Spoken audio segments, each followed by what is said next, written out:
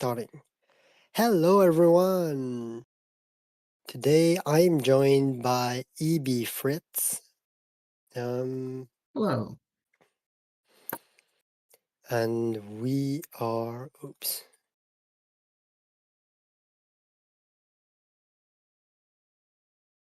right. And we are going to be looking at the decks for Ashes Pioneer Qualifier. I don't know if we have anyone in the chat. I'm going to go post Yeah, I should the probably put it in link. Discord. Yeah. Or can you do it, EB? I should be able to find the share link.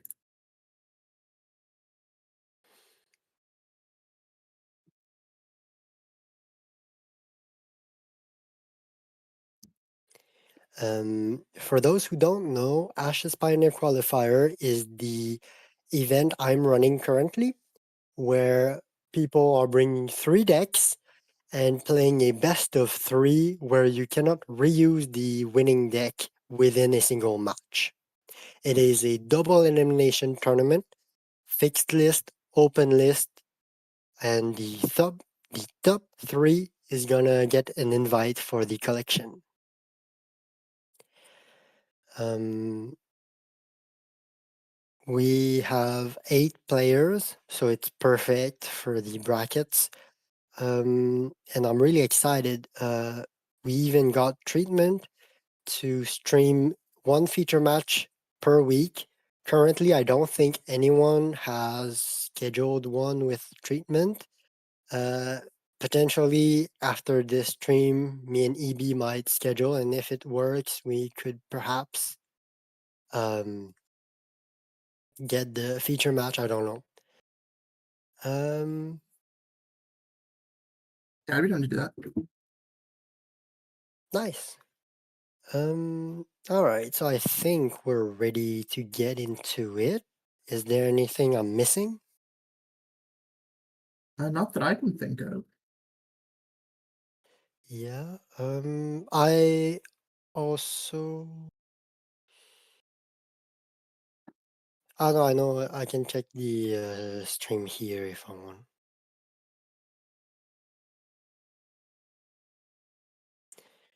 All right. Who do you want to start with? We could go top to bottom, or yeah, I'm fine with whatever. All right. So we're gonna start with H Master. He brought a Cole, Harold, and Fiona deck. So for the Cole deck, simply named Cold Best of Three. Um, we have an overloaded spell board, so ready for the open list. A ceremonial nature divine sympathy dice spread, which is fairly popular right now with uh, the high value spell suite of Fort Lightning, Reverberate, and Fester and the likes. So we've got 2 adapted on books, so potentially to draw into them. 1 Frostback Bear, 1 Mirror Spirit, 1 River Colossus, 1 Winged Lioness. So this is a really interesting spell board. Yeah, there's no draw on the spell board, which is interesting for Cole. Yeah, but it's expensive. Yeah. So it allows you, like, if you have, I don't know, like even just 3 of those, you can already spend the majority of your dice for the round just in your spell board. Um, it looks a little bit weak to Aradel, Odette, Ice Trap, stuff like that, but we haven't seen a Mhm. ton of them. I don't think we've seen even one actually in the tournament. If we move to the allies, we have 1 Beast Warrior, 2 Light Swordsmen, 1 Polarity Mage, 2 Sonic Swordsmen, 1 Twilight Alchemist. So here we do have some draw in the Alchemist and like the Polarity Mage. but it's a very small ally package. I'm surprised to And not see herders in both nature and sympathy. oh, true. But alchemist is really good and cool. Mm. Also, there's no glory aspirant to fetch the light swordsman. Then in the alteration spells, we have two massive growth to combo with Frostback Bear and River Colossus probably. Potentially with Winged Lioness for removal, but it's not ideal. You have one root armor for your Sonic Swordsman probably. Maybe as some sort of light swordsman spam deck. You Or have just two attack against Undaunted. Tristan. Oh, true, yeah, I'm forgetting always. And it's also good against like Reverberate and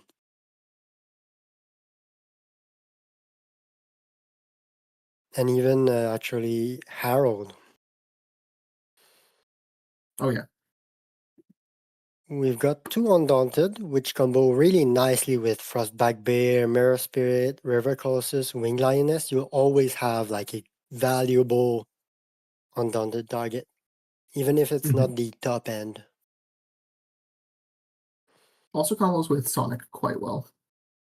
Yeah, for sure. It ensures you get the Sonic Pulse. And then you have more refresh in Adrenaline Rush.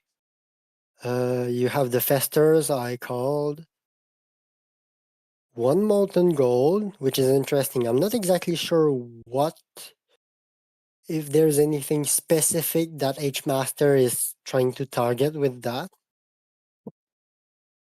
Could be for Realm of the Absurd. Also, Demona's. A lot of 3 health units. Ah, yeah, yeah. You have 100 blades, so no surprise final stand. You have the 3 reverberate, so that's more draw too. You have one transmogrify, which has a lot of targets between Undaunted, Massive Growth, and Adaptodon. And then you have the one of Angelic Rescue, which is more Tristan tech, and in general, it heals your big units. Yeah, since they're not in colors for Fate Reflection, that's sort of the best other option available. Yeah. I love Transmogrify with Adaptodon. It's just such a fun combo. I try to put it in whenever I have Adaptodon. Especially to So, Frostback Bear. yeah, yeah. So I'm looking at the list, and the only reason to run ceremonial is Fester and Adrenaline Rush. And Adrenaline Rush is a parallel cost. Other Well, not than on that, Shepherd of Lost Souls. It's really good for recursion. Since it gets you your Sonics, you probably start a Sonic. Could start a Light oh Swordsman. yeah. Yeah, that's true. If the opponent doesn't have the tools to remove a knight, it can just take over the game. Yeah, Yeah, so it's exactly. just like a big, tall unit deck with bypass. We can move to the next one, I And a think. lot of one-ons. Yeah. So prepared for an open list tournament, basically. Yeah, many first fives here.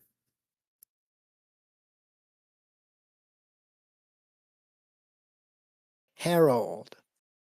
Again in ceremonial and nature, but this time almost exclusively in nature. That's really interesting. That's fun. Yeah, 9x nature dice, 1 ceremonial. Hmm. It's really cool that Red Rains has allowed these kinds of really focused decks. So here, again, Adaptodon, Frost Frog, and Frostback Bear. Probably the three best nature conjurations. Definitely.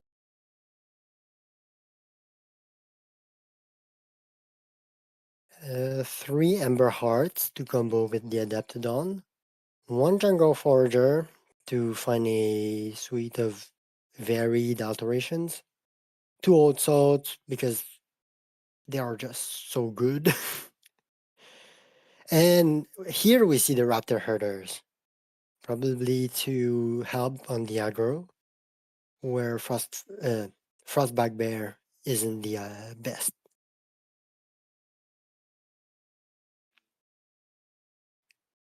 Then we have one Massive Growth, two Root Armor, one Wallop, one Will to Survive.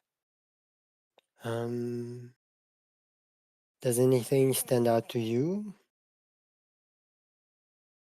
And that gives you a lot of flexible opens with the Jungle Forager. But also, again, you've got Rear Armor, obviously, for the reasons we talked about in the last list, which is really good. There are two Also, here, so yeah, a lot of these are also really good to put on Frost Frog, especially. oh yeah, Will to Survive Frost Frog helps it survive pain. That's just your normal. Mhm. One thing I noticed is that there is no Hammer Knight, so Root Armor doesn't have like Root Armor on Amber Heart is Oh, harder true. to sequence than with Hammer Knight. What's the sequencing issue? Well, if you want to get the Ember Heart value of Take Up, you do need to have an exhausted unit with an alteration already on the field. Yeah. I presume the goal for that, though, is the Adaptodon, and then you can drop the Rune Armor the same turn you play the Ember Heart. Yeah, yeah, but I mean, like, But that it's does not, take some very it can't specific be your first scenarios. play. Yeah. Yeah. We have the Fun of Choke, which is a useful first five option and useful to draw into against like Jessa and Cole. Two Clashing Tempers, my favorite card. Two Close Combat, that's really cool. Yeah. It works well with Ember Heart, who's gonna often be for attack. Oh, and also with Massive Growth and Wall Up, I guess. Mhm. And you don't even have a Again, downside if you use it. Oh, wait, no, sorry. I thought it was deal damage. It's place wound, so it gets around your oh armor. yeah, no, you can say what you wanted to say. Oh, no, I realized that I was wrong. I forgot how close combat works. Oh, you thought, what did you think it did? I was saying that it could, that Rune Armor remove the downside, but it places wounds instead of dealing damage. Ah, yeah, yeah. It would be too easy to avoid otherwise. That's fair. Um, then you have Molten Gold, again, the one of Two Nature's Wrath. So respecting the very wide swarmy meta right now. We have all three Consume Souls. Carl is probably not approving right now. And two Ice Traps. Again, because Adaptodons and Wolfpack leaders. yeah, Wolfpack leaders. And I guess what else? Like Shadow Griffin. Guard maybe. But yeah, Griffin's a concern so for this list. It takes out the bear. oh yeah, yeah. So this It's a is lot of good a targets.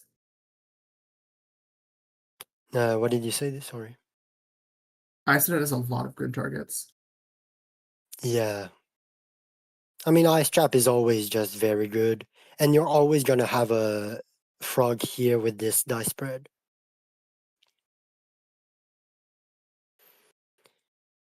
I think this does it.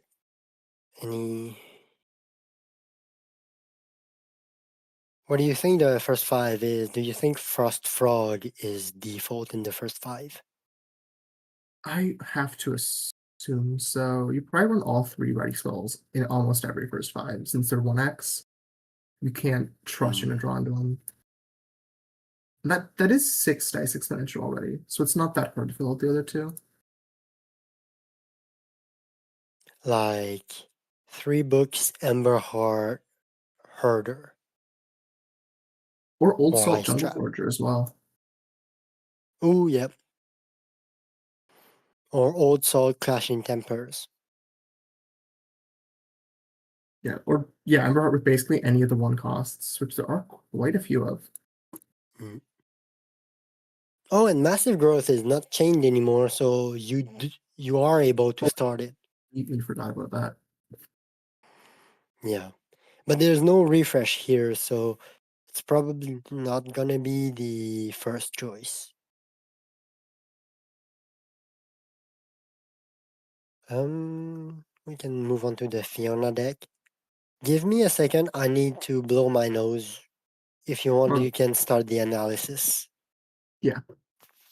So the Fiona deck is running Ceremonial, Nature, Divine, Sympathy with 1x Ceremonial, 1x Divine, 2 Nature, and the rest is Sympathy. It has, let me see, not an overloaded spell board, but it's running 1x Magic Siphon, 3x Diver, 1x Frost Frog, 3x Metamorpher, 1x River Colossus, which is very fun. Got divers, obviously, for the ping, and it also fuels the ingenuity engine.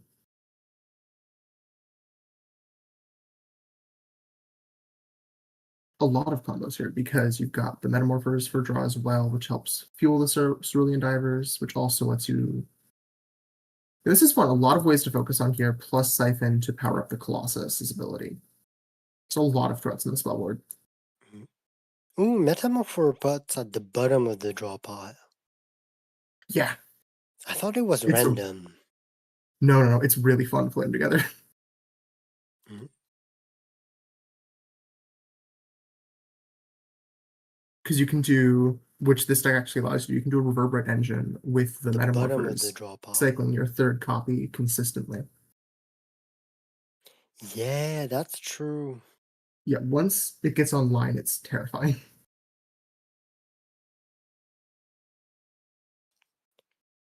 But there's no River Colossus focus here. So the end game isn't like it's possible to outgrind. Well, you can use Magic Siphon targeting both options on yourself to sort of balance out the River Colossus. Ah, yeah. And 3x Twilight Alchemist, but we'll get to that later. Oh, yeah.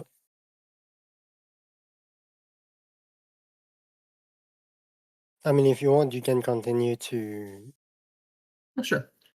So for allies, we've got 9. We have 1x Hammer Knight, 1x Huntmaster, 1x Master Vampire, 2x Sandstorm Sage, which is fun, 1 Shepherd of Lost Souls, and 3 Twilight Alchemists.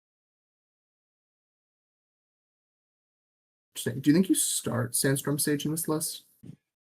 Hmm. I wonder. So if you start Sandstorm Mage, it's what book do you not start? Probably Frost Frog. I guess, yeah.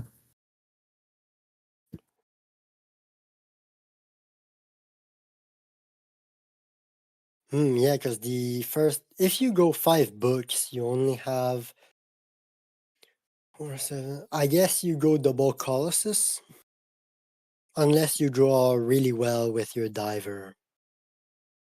Mhm. But you only go double Colossus if you draw a card. Oh yeah. So I guess either Metamorpher or Diver or Frost Frog is like, um, Flex. yeah, is a flex. Maybe Siphon too if the matchup is not grindy. Yeah, when the aggro, you can drop Siphon, throw in the Sage, and then you have the guaranteed draw and the guaranteed ping. Mhm. Or you could That's drop fun. River And then, Colossus and go like double knight.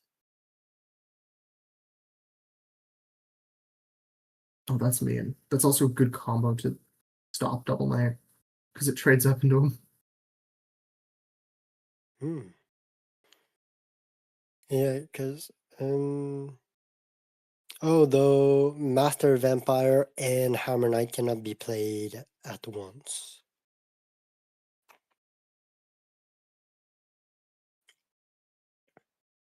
You can go Hunt Master and one or the other, which is probably the Yeah, plan. Huntmaster Metamorpher is really good because Sun Scarab at Stalk 3-1.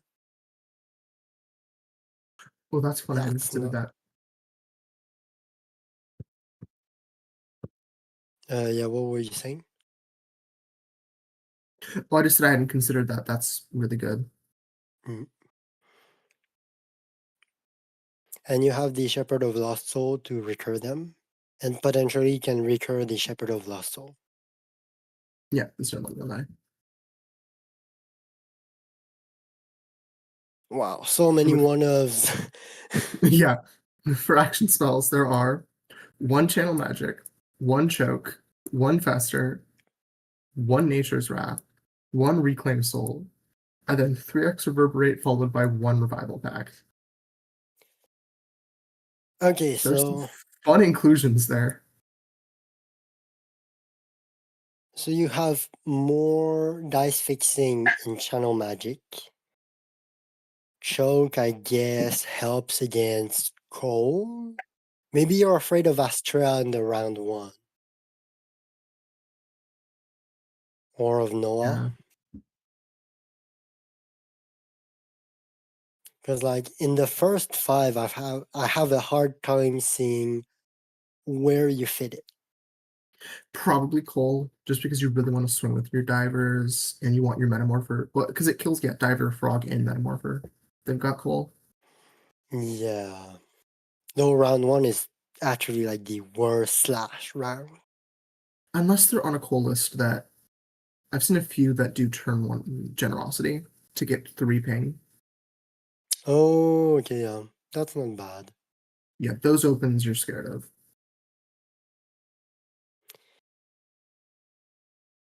Only one Fester, only one Wrath. I guess the point is that you can recur them. Yeah. If you think you'll really need one, you can first 5 it and then bring it back later. Yeah. Reclaim Soul is healing and unclogging, which might end up mattering because you have a lot of really small units only for a 6 battlefield.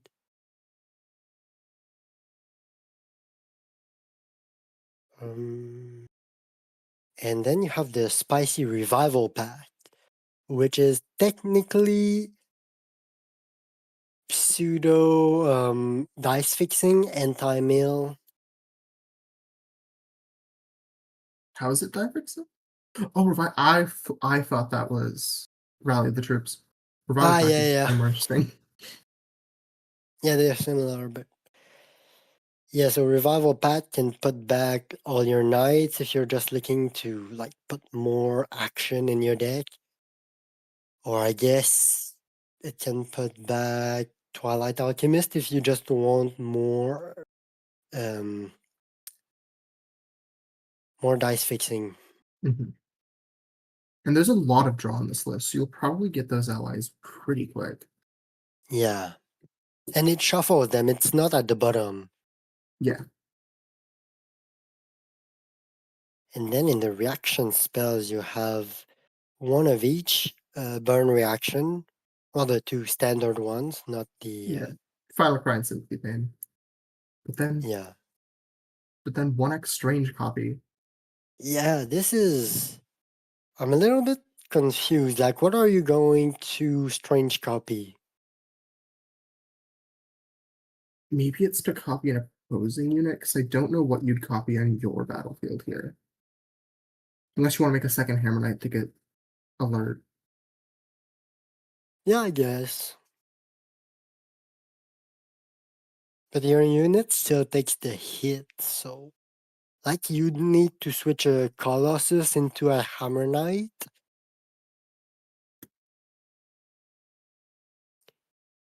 It has to be for some matchup where there's an opposing unit you really want to get a copy of. Yeah, probably. All right. Although maybe there is value in paying one to make one of your 1/1 units, or your like your Metamorpher into a knight. Maybe there is value in paying one to deal 3 damage. Yeah, sure. But like at this point, you could also play Outmatch. Doesn't Outmatch have a discard cost though? I'm not No, misremembering. I mean it's out of color, but you know. All right. Is there anything you want to talk about? We could talk about how all 3 of the decks like cover different matchups. That's what I'm trying to think Oh through right yeah. now. So I wonder what H Master was looking out for in the meta when building his lists. Fiona is a really grindy deck, which is gonna prey on mid-range decks without a good top end, without a good end game, basically. Mhm. Where if you can just stall the game long enough, eventually your diver engine and your recursion is gonna win win the battlefield or stabilize, and then your mill inevitability is gonna get them. If the game goes long enough, you basically have a guaranteed win once your engine's online. Yeah, especially like if you recur Revival Pact, like that's so Almost much unwinnable at anti-mill. that point. Yeah. I just realized this deck doesn't run butterfly mode, which you almost always see in Fiona. So I think the biggest Oh, concern this deck has is burn. yeah. If the opponent has like she's just faster. Actually, I wonder what each master runs into burn, which of these decks you take. Mm. I guess Cole. Cole is the fastest deck here. Yeah. So Cole is probably the aggro here to pressure Dirtly deck.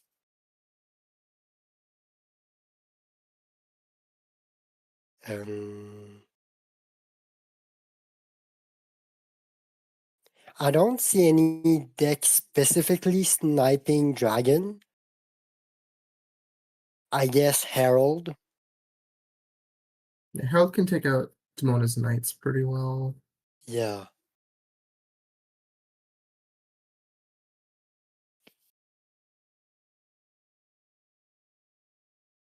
But also Besides Dragon's hard to that, tech for. yeah. Besides that, like for Swarm, Herald is pretty well equipped with Adaptodon, Frost Frog, Flashing Tempers, Nature's Wrath. As is Cole, because it's Cole. Oh yeah,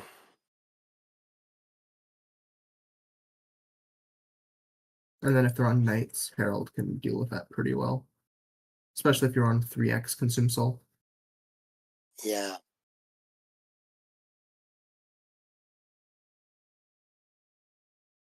yeah. All right. So, is there any deck like the other decks I'm thinking about are like Hope Hound, though I don't think I've seen any.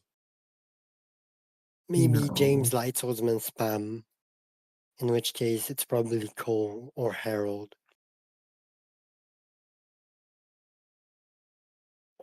Yeah, any aggro list you probably don't want to run the Fiona into. Yeah. Yeah, so Cole's probably best equipped for the aggro matchup, I'd assume, but I'm not sure. I would tend to think so. But like not having Fort Lightning is a little bit of a liability in the face of like Widows or in some cases Demona. Maybe, but the Divine Dice are already going towards a couple things, and Yeah, in the you've spell got the board. Cole. If you're worried about Widows, you've still got Slash combined with Reverb. Ah, yeah. And Cole Reverberate is actually playable round one. Yeah. Good point. So I think we can move to the next one. We have Brankus here who lied and is not on Jessa Burn, Astria Burn, and Brennan Burn. I am so disappointed. That would have been really funny. I am hoping it's Aerodel burn though, because that would be really funny. Oh, it's not even Actually, Rymea burn. that's possible. That's possible. So, what flavor of Jessa did he bring? So, Jessa with the divine, well, more than a splash, it's like the divine core. Yeah. Um, with 4 ceremonial, 4 divine, 2 sympathy.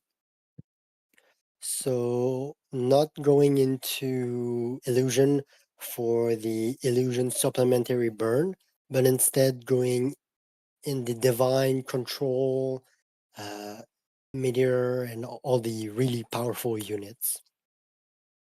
Lightbringer, for Mhm. example. So we're gonna go through the list. We And have one Paladin. Chant of Revenge. That's all Jessa needs. One Lightbringer, one Salamander Monk. This is a really classic. Not much to say. I guess Salamander Monk was a little bit less favorite recently because of Diver, but it's still a very good chump blocker. Yeah. And if you're in Jessa, it's a good for your target. Yeah.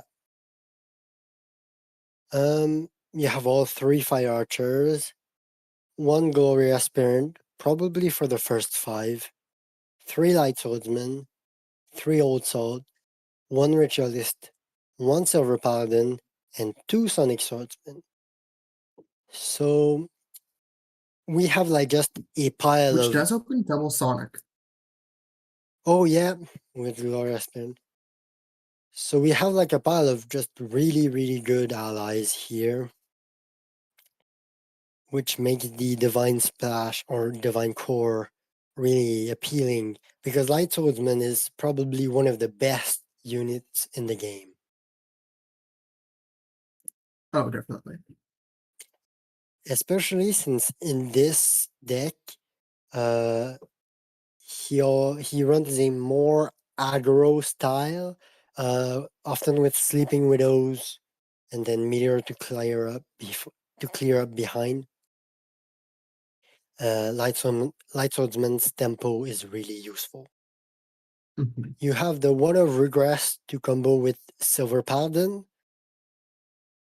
Um, you have 3 Fears, 2 Meteors, and then 3 of each of the burn reactions and 1 Sleeping Widows. So I don't know if you've faced this deck or if you've seen I this deck in action. don't think I've faced it. It is very fast. I could tell that it. Yeah, looking at it, it feels. Does it play the way I'm imagining, where it tries to get a bunch of damage through one battlefield and then just burns you down? It does. Like if well, the perfect example is actually Brankus versus Carl in the AIL finals. They um, Carl was on Oh, it's Herald yeah. Diver, Full Moon. You know, like a kind of a slow deck because his time to kill is fairly slow because whilst he's super efficient at removing stuff, he takes a lot of time to convert into a clean win. So Jessa just started Lightbringer, Salamander Monk, Ritualist, Sleeping Widows, and like Paladin. I'm not sure. I don't remember. But like she dealt like 7 damage round 1. Then basically a bunch of burn, and she I think she killed like something like top of 3 or end of round 2. Yeah, I remember I was in the middle of something else when the stream was happening, and I got the notification that like the stream was happening, that it was live. Yeah. And I was so shocked when it felt like immediately after people were saying good game in the Discord Yeah, server, it was a really short game. I legitimately saw it. I'm like, well, it has to have been that Brankus won because the burn list, that's the only deck that could win that quickly. Yeah, it was like a 16-minute win, Yeah. like in total. It was crazy. So one thing I'm gonna note, and like I'm no expert of the deck, but I have big opinions. I don't think the regress is good here because in the matchups where your silver paladin regress is gonna be good, your fears are already super good, and your opponent is already disincentivized to run, especially altered knights. So the regress here seems just way overkill and not a particularly good draw in the middle of the game. I mean, maybe if you're like starting, let me do the math on this open before I say it. Virtualist and Revenge, Lightbringer, Salamander Monk, Regress Paladin. Because Paladin is good in this list for its on level anyway. Yeah. Because you can make the Salamander Monk Spear able to actually kill things. Mm. So maybe that's the thought. Yeah, maybe actually the value of having a knight so big that it threatens the guard on a knight Yeah, like if your makes it opponent's so that, on, yeah, yeah, it makes actually so the idea would be that instead of having fear in your hand, you have a regress. And then that opens you the possibility of running Silver Paladin for the value and the really big unit. Maybe that's it. I wonder if it's a world where you don't want Lightbringer in your first 5 and you swap it with Fear, and you're like in case you think you're facing double Knight, so you can Fear away the Monk, kill a Knight, and then regress Paladin the other one and buff up the Monk. Hmm. If you guessed correctly that they're on double Knight, that will give you just so much tempo and so much dicing damage. Yeah. So you'd be like on Salamander Monk, Ritualist, Paladin, Regress, Fear. Yeah, I think that's 9. Yeah. So So you've got a Scream. yeah. Wait. So 1, 2, 3, 4, 5. Yep. 9. Wait. No. You start Glory Aspirant. Oh yeah, there. Yep. Yeah. So it's a classic Jessa burn. Really strong. I thought about bringing something like that, but I didn't have enough testing when I locked in my decks. Exact same. I had a Jessa deck built that I had not played once that I considered bringing, but Yeah, and like I'm a bit disappointed because I tested it and it was so good, but like I had locked in my decks. So we've got a Remia Hound, Um, Mono Illusion. a little bit of burn, Whisper, Dream Fracture. But yeah, it's not a true burn deck. Um, so this is really interesting. 3 Abundance, 3 Dream Fractures, 3 Keepsake, 3 Shadowhound, 3 Whisperer. So this is really going for the long-term big spell board value with a powerful clock. Between Yeah. Whisperer and Dream Fracture, it's a lot of spin down and a lot of burn. Well, and Abundance too. Yeah. Yeah, true. Like Abundance, sometimes people end up getting burned by it, even if you don't have other Especially mail. especially with Dream Fraction Whisper, even if you're just spinning down their dice and not getting the burn, if they have to meta up, they're more likely to take the abundance damage later in the game. Well, yes and no, because they can also meditate from hand. I mean, they can, but then they're going to be drawing more cards next round, which still gets them closer. Yeah, true. So all 3 How Ancestral fuck? Army. So no Seek the Depths here. Just going for the stable defensive unit, probably. Only 1 Gates Defender, 2 Holos, 1 Rose Fire Dancer. That's one I don't see often. Yeah. But I think it's actually like I think it's a bit slept on. Having exhaustion on tap in a matchup where ping might not be super frequent or might be eaten by your whisperers, it can actually um, be really big.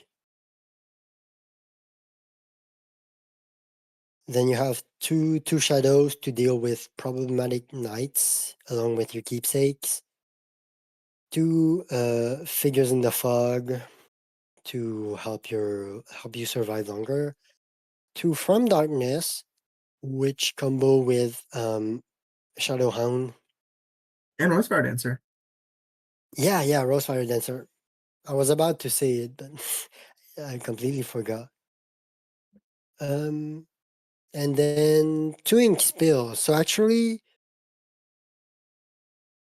I guess you are gonna attack with your Shadowhounds and exhaust the weenies. Or maybe you attack with the Whisper and you keep the Shadowhounds back. It's also a good way to end the game if you need to, because you can drop Ancestral Army, swing for 5, Ink Spell. Ah, okay, so it would be a way like to switch into aggro gear. Yeah, Yeah. actually, that kind of makes sense. And the discard cost is not going to be an issue in this list. Yeah, no, probably not.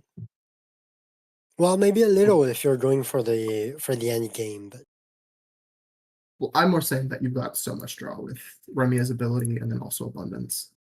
mhm. The one concerning thing I'm seeing is that the Ancestral Army and Gates Defender are the only things with more than 1 health. And Brankus is not running what's it Yeah, called? Particle there's Shield no or fate Fate Reflection. reflection. So Yeah, Meteor that and Nature's Wrath are real concerns. mm.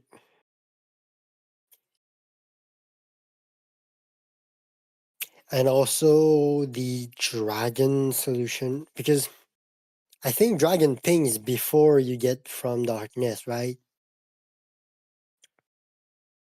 Let me just check. Yeah, I believe so. I think they're both. After dragon is when Well, even if or they're both after. after active player chooses resolution order. Yeah. But also, So that's sort of the point of this format. Like, it's very fragile to it. Just don't run it if your opponent has one of those decks. yeah. True. Or if your opponent wins with a dragon deck first round, you're free to run the second round. Mm.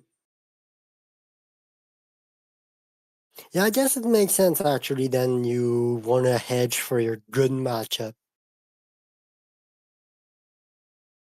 And didn't Brinkus run a very similar list to this for the collection, or am I misremembering? Possibly. I think he was on That's Mono originally. why you can check on my Ash's wiki account. Brinkus.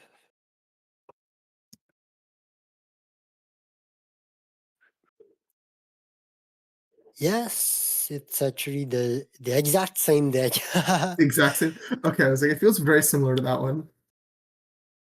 Wait, what is it? Collection 23. I'm pretty sure that's collection 24. Made a mistake here. Anyways, one Very good thing list. I'm. Oh yeah. Yeah.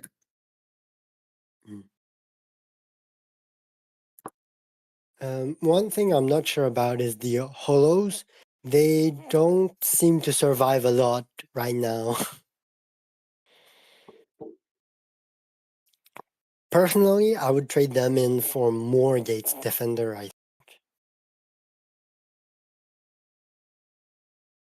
That could definitely help with certain matchups, but they do give you a bit more end game.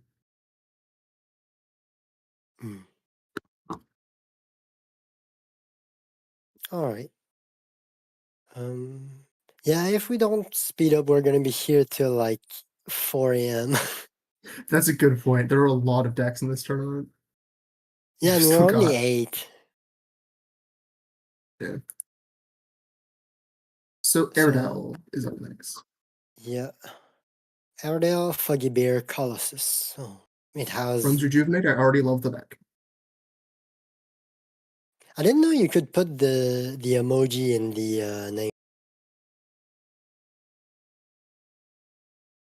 What you mean? Here you Oh get yeah. the frog. Yeah. Yeah. So it's a charm, nature, sympathy deck. Uh, Reminiscent of very classic Ardell shells with Foggy Bear. But here you have the Colossus as a second bear. And you have Rejuvenate, I guess, for bear. Oh, wait, Also no, good on Colossus is Colossus. only 2 when you rejuvenate it. Yeah. And crucially, Colossus is gigantic and not terrifying. So they both bypass different types of decks really well. Oh, yeah, yeah. Frostback Bear is attack and Colossus is defense. Yeah. And one thing worth noting is that Mindfog Owl and River Colossus are both 3x. So you have the potential of getting the focus on Mindfog Owl, but I'm not sure how realistic it is to get the River Colossus focus. I mean, it might also be 3x just in case you don't want first find it. Oh, I've often done that with Colossus specifically. The focus is nice, but often you just don't want to be summoning a 3-cost 2/4 round one. yeah, especially if you're gonna like be defending with it. Yeah. Yeah, so you have 3 Essence Druids, so I guess that helps if you meditate your books. 3 Reverse Card. For the That Essence surprised Druids. me a bit. I guess at worst, they're just like a sort of old salt. Yeah. Oh, and also, we haven't talked about it yet, but Clashing Tempers and Undaunted give it other 2 costs at least to discard. Ah, yeah, yeah. I was so focused on like the 3 cost, but yeah, that's true actually. So yeah, you actually have a decent amount uh of scout fodder. Yeah. And Scalding a 2-cost unit comboed with Water Blast can kill a knight, which is always good. Good point. So here you have 3x Undaunted, 2 Will to Survive, 3 Call Upon the Realms, 2 Clashing Tempers, 2 Nature's Wrath, 2 Crescendos, 2 Ice Trap. Um, Besides, I guess, not running any Hunt Masters, I don't see a ton of surprises here. Yeah, all just really solid cards, especially in Aerodol specifically. Yeah. Well, no And Raptor crucially, Herder. yeah, that's interesting.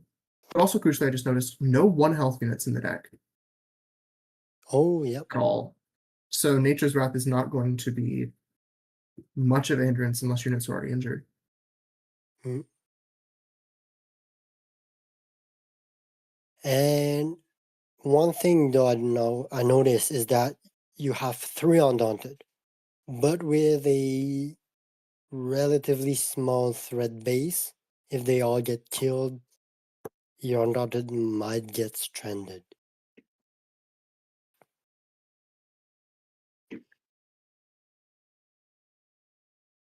Yeah, that could be a concern. But I mean, you've got Bear, Colossus, and I guess also Druid. Yeah, actually, Druid is not that bad to Undaunted. Yeah, 3 5 Mm. 3 might just be a good like And wall. importantly, it has like virtual quick strike. Yeah. Well, better than Quick Strike, because if it doesn't kill them, it still takes less. Yeah. The other thing I noticed is no Crescendo, which in this very weenie happy meta might be a liability. I don't know. What do you think? You cut out a bit for me there. What did you say about Crescendo at the start? No, not crescendo. No, no reverberate. Did I say crescendo? You did. Okay, Reverberate makes more sense. Yeah, no Reverberate is interesting, especially if you're on Crescendo anyway, because it discards. Mm, Maybe the idea is that Clashing Tempers and Nature's Wrath covers all of your ping issues for at least 1 health. yeah, an ice trap, I guess.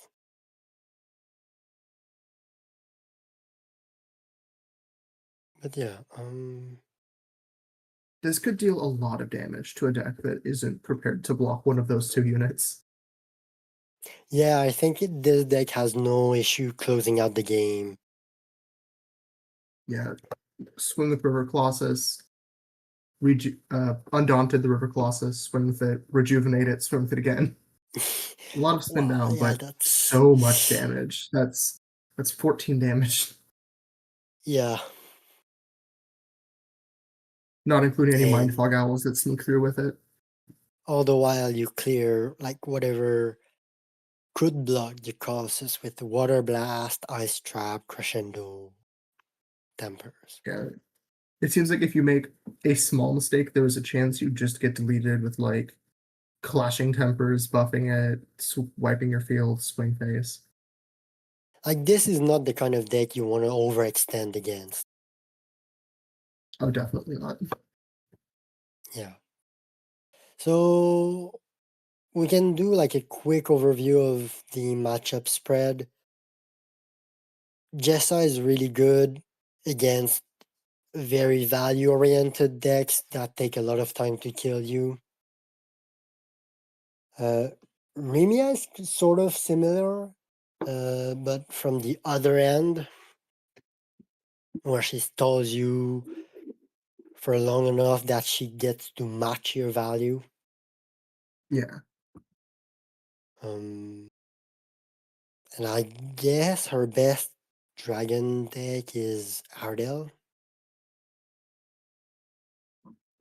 probably. Yeah, Colossus is a good blocker, as is Druid. Mm, yeah. And Honestly, an interesting, real quick, interesting Dragon Open is Druid double Colossus round 1 for 9 dice. Ooh, yeah, that's pretty cool. And like, you run Nature's Wrath to round it out to to 3. Yeah,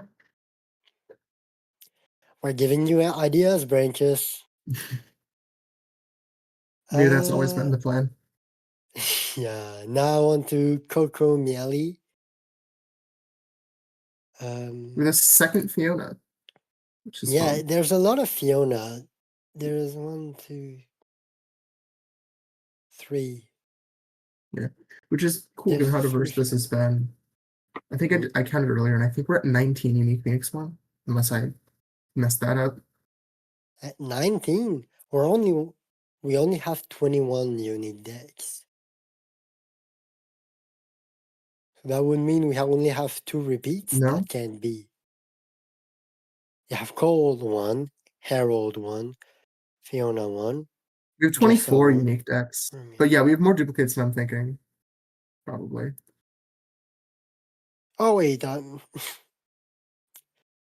not the one studying in maths. Eh?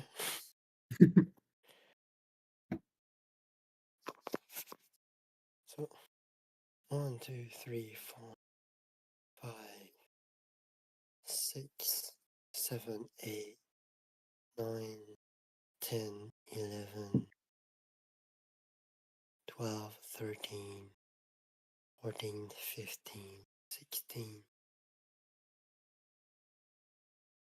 17, 18. Yeah, so there's 18 uniques.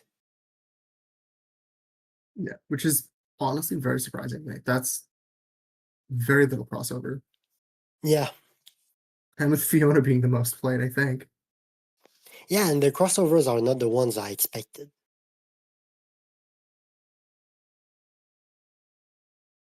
Also, Yeah, wait this a Fiona second, deck's cool. yeah. You said what you were going to say before you move on to this. I just realized the frog is not a part of the name. It's just always been there, and I never noticed. Yeah, it's like the deck symbol, I think, I assume, Yeah. for the name. All right. So we have our first Fiona deck, mainly Charm Core with illusion and time splashes. A sort of turbo mill deck, but this one is with Cobra instead of instead of nothing. Actually, the turbo mill shell runs Love Fear. Yeah. So yeah, 3 Zero abundance. attack table. What do you say? Sorry, I was thinking, yeah, it's a zero attack typo. yeah, yeah. Yeah, 3 abundance, 2 ash spirit, 3 metamorpher, 3 orchid dove, 1 ruby cobra. So, abundance to find and focus your books. Metamorpher, here is a pretty good basic things in the deck that sometimes struggle with that until you find all your orchid dove books. Flock Yeah, Shepherd and protects. given that, yeah, you're Yeah, saying exactly what I was going to say. Yeah, it being 0-1 at the first stage is protected. yeah. It eats the removal for them.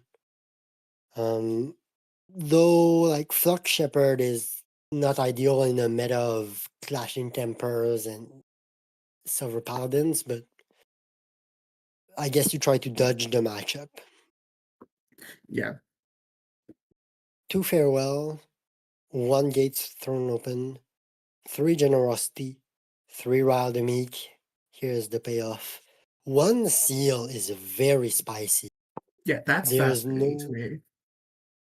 there's no fallen to snipe with that. I'm not exactly sure what Coco Miele is like trying to snipe here. Maybe diver engines, but I'm not sure. Actually,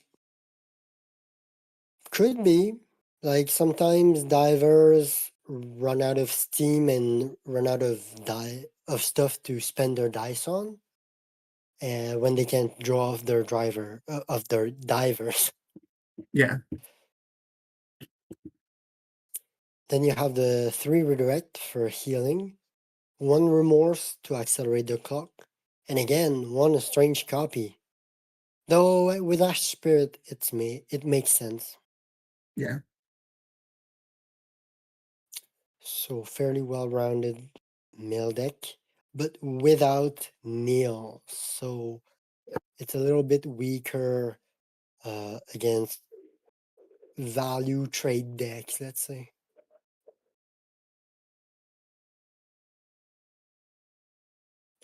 Probably, yeah. Although you got Farewell to remove some of the bigger threats with that much of a strong investment. Mm. But yeah. Do you have anything to say? I'm thinking real quick, trying to figure out what's flailing here. Yeah, I imagine it's the gates open, but with Fiona, you can spam out quite a few things here. You do a double Oh, Cobra open. Ash Spirit also make sure that you always have something for Ingenuity. yeah, actually. So I guess you draw into Metamorpher or Orchid Dove. Probably, yeah. Mhm. Or maybe you draw into Abundance. Actually, yeah, that makes sense. The Start. Abundance is like the more likely one to draw into whatever you have in the first 5.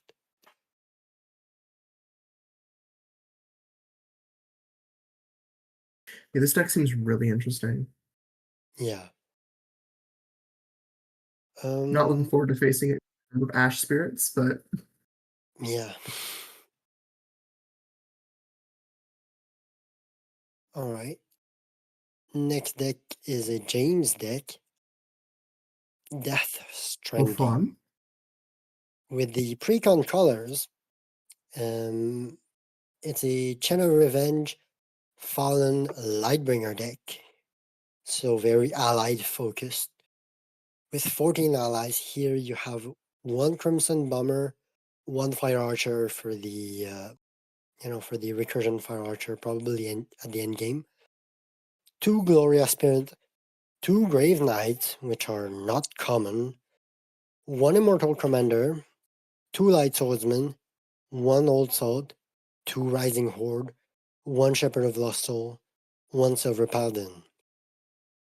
So this is a very varied uh, ally thread base. Yeah. Crimson Bomber, I so rarely see. But I guess it powers Revenge and Fallen. Yeah, and you can find it with James actually. Oh, and it's later in the list, but you can play it and then sacrifice it to clear units off the board, and then react and swing with Sleeping Widows.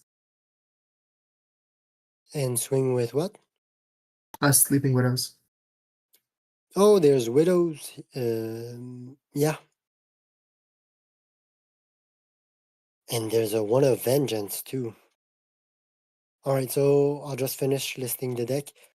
There's 1 of Regress for Paladin, 1 of Fester, 2 Fort Lightnings, 2 Meteor, 2 Soulfire, 1 Vengeance, 3 Final Cry, and 1 Summon Sleeping Widows. So it's a very aggressive slanted uh, deck, and sorry, Yeah, I think uh, it's able to benefit off New Fallen quite well yeah, because this can spam out a lot of units round one. and I think Immortal Commander is going to be very good here with Rising Horde and Fallen. Yeah, and you can tutor it with Aspirant. Hmm? Too bad there's no Accelerate, because like Vengeance, Immortal Commander, uh, Vengeance, your Rising Horde, Yeah. Widows, like that would be crazy. And also, this um, list can basically get an Immortal Commander whenever it needs. So if it's in the graveyard, it grabs Shepherd with Convene. If it's in the deck, it grabs Aspirant with yeah. Convene. Mm. Though with Shepherd, you can't play it immediately, so it's not Yeah, you ready need to for do a next setup turn. turn. Mm. Actually, yeah, that sequencing is kind of annoying because you can't play Shepherd the turn you convene it, and then you can't play Mortal Commander the turn you grab it. I just realized the deck is not running any Ritualist. Yeah, that was interesting to me. So I guess you're probably always starting with Chant of Revenge just I alone. guess. Unless it's a flex, actually, and it's only there for inevitability, but when you don't need it, you don't start it. That can make sense. Mm. And you've got a lot of like you can afford not having the Ritualist to increase your dice expenditure because of convene. Yeah. I guess it kind of makes Yeah, it's sense. also Like if you're got the gonna, typical.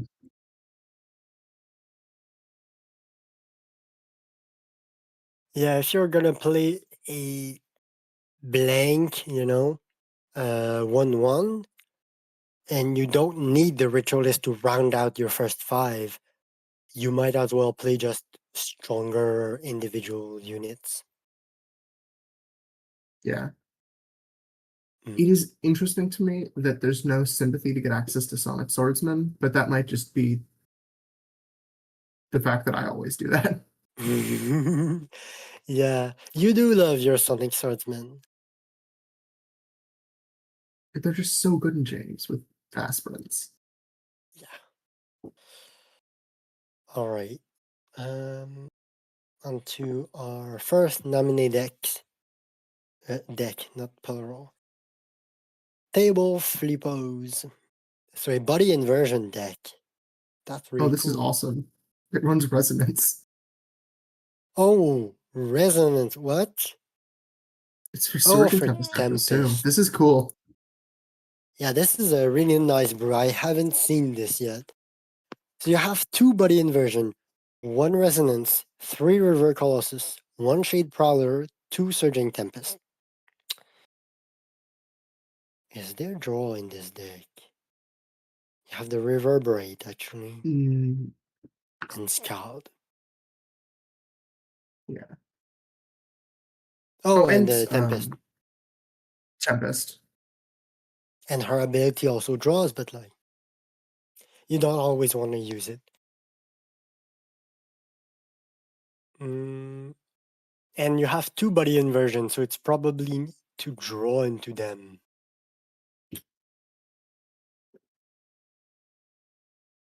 Probably.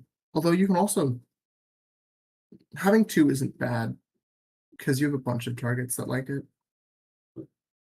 Yeah, true. So in the allies, you have one battle seer, one flute mage. Flute mage is really good if you can refresh a shade prowler in the right matchup or a river colossus, of course. Yeah. You have two reverse called, two shadow guards, three umbral acrobat. So even more um, stat switching. You have the one of Encore, three reverberate. So probably the main target of Encore is reverberate, but it could also be like the books, I guess. You have two seeds of aggression, one crescendo, two fate reflection, and three ink spill Re-ink for spill. bypass. I really like this list. Yeah, this is cool. Also, ink spell's kind of funny with body inversion, I just realized. Oh, yeah, I mean, it's a lot of resources to essentially exhaust a One one attack, life one unit. health unit. Especially since you're trying to get a River Colossus through, so like it's redundant.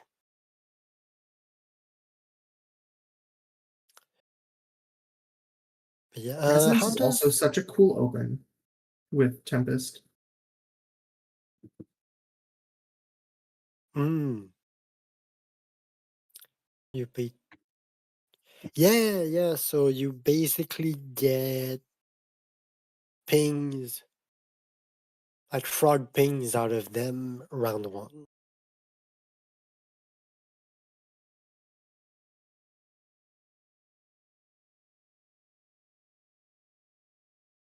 Yeah, and it's Yeah, I was got looking. two things that it really wants to swap in Prowler and Colossus.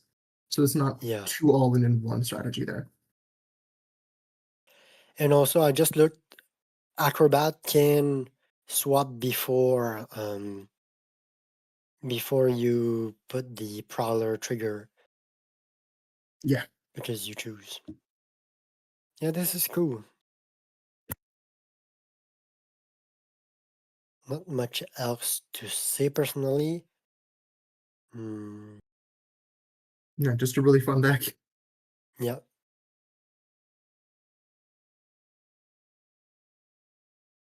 If you want So to talk about matchups, this one's definitely the one that you bring into against um, Demona, I'd imagine. yeah, It's I got the mean Shadow Bread.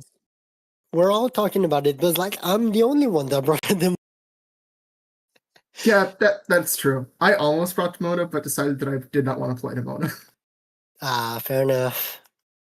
I'm I'm on a mission to prove treatment that Demona is not that easy to deal with, so I had to bring it. I Um, encourage you in this endeavor. That's why I ran it in that one LKA. yeah. I mean, it's almost been a year. I mean, it's been more than a year. More than a year, I think, at this point. Yeah. Gosh, time flies. Yeah. All right. On to Asterix, I think. Yeah. I'm not surprised that Asterix is on Tristan, and I guess I know what the deck is. Tristan, his Yep. classic Prism Tetra deck Very with fitting deck name. Raldemika called I Fear the Man Who Has Practiced Prism Tetras 10,000 times. Tournament list. So it's basically a mono sympathy deck that splashes charm only for Raldemik, and And I Generosity. guess it can spend it with sympathy pain. And What round were one you saying? Generosity if it wants to draw cards. Oh yeah.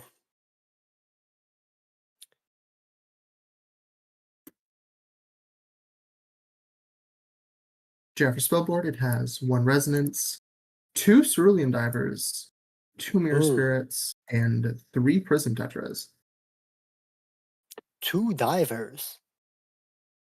I imagine Why? that's because you want to Resonance your first diver book, and you're never, and the plan is never to summon three divers in a round. I assume. I guess. Or maybe it's just because he lacked the deck slots. So he went 2-2 and like one resonance. So whatever you don't focus, you focus with resonance. Yeah. Could be. And also he's the kind of Tristan Fishton deck that runs all 3 Prism Tetras with the focus where they are protected against like Fort Lightning, Reverberate, Old Salt. Divers. Yeah.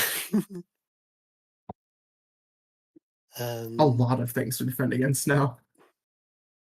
does it defend against attacks? Not attacks. No, it does not. Yeah. So yeah, I mean it's pretty straightforward. If anyone doesn't know, right? The idea is that your mirror spirits force the opponent to try to answer your Prism Tetras, or to then deal with a massive Mirror Spirit because you're gonna feed off of your exhausted Prism Tetras. Yeah. In the allies, you have 3 Beast Warriors, 3 Raptor Herder, 3 Twilight Alchemist, no Knight. There could have been a Druid here, but there's not. You just have weenies with good stats.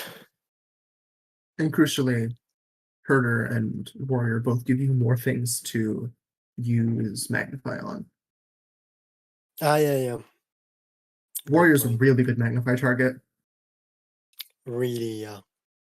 And I guess Diver too, like in a pinch, it draws one more card. Yeah.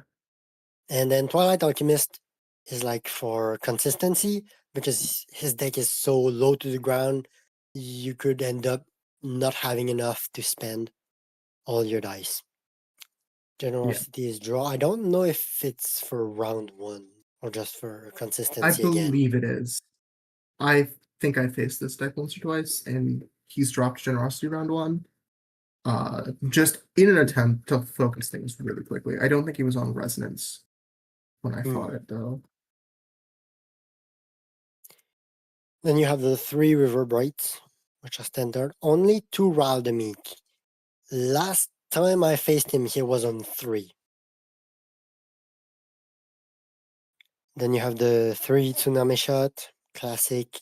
1 of Shadow Pulse to deal probably with Root Armor units, because those kind of solo the matchups against him. And Yeah. then Or 3 you can also Sympathy. kill Dragon when it attacks. Yes, but it's Not sure if so it's worth bad. it, but it does what it needs to. Yeah, but like, unless you can really turn the corner after that, it's not efficient at all. But yeah. Correct. So Okay. I don't know. There's not a ton of new things to say if you've seen the deck before. It just pumps a ton of super efficient stuff, and it has a very fast time to kill.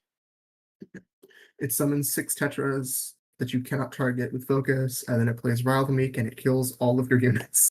Yeah, exactly. And if some of them live, Astrea, then they get it with a Tsunami Shot. yeah.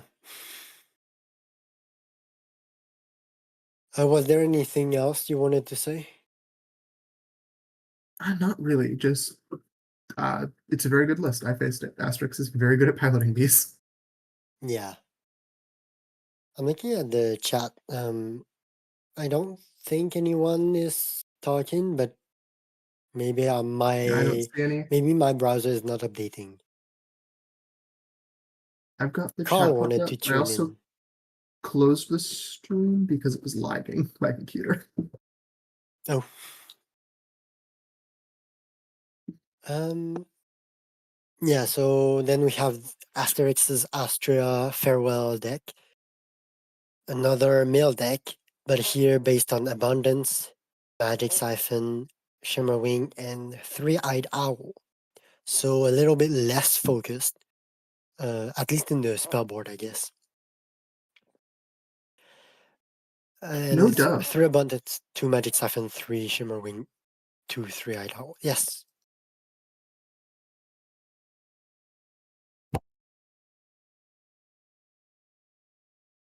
What do you want to say? Well, I was just surprised there wasn't any dubs. Yeah, a little bit too. But I guess Shimmerwings survive better because you have Rose Gardeners for spin up, Twilight Alchemist again for spin up and draw. Farewell is gonna be your main mill engine, I think. And then you're gonna kind of spend the round just stabilizing for the trade you've done. Because often Farewell trades down, but mills a ton of cards. Yeah. One of generosity helps healing, helps draw into, for example, your judgment. Interestingly, there's 6 board wipes here. Well, not board wipes, but board wide control spells. Answers. Yeah. 2 new ideas, which is not commonly seen but has gained popularity with Reverberate. Notably, Carl plays it in his Herald deck. Here it helps you focus your stuff. 2 Safeguard, but actually, I think Safeguard doesn't work anymore. Yeah, that's what I was thinking as well. Have the rules been updated yet on Ashtaki? I'm not sure. Yeah, so depending, if you didn't know the rules had been updated, I might allow Asterix to swap those safeguards for like, I don't know, more redirects. Because safeguard is really just Unless a maybe, dead card. well, maybe they're there for a reason that we just don't know about. No, I mean, fair I can't safeguard. think of one. Nobody plays that. Um, but yeah, it's a fairly straightforward list. Oh, the other thing is Shimmerwing has a better synergy with Neil because you can Oh, true. uh, Yeah. you can transform even if one of them is exhausted.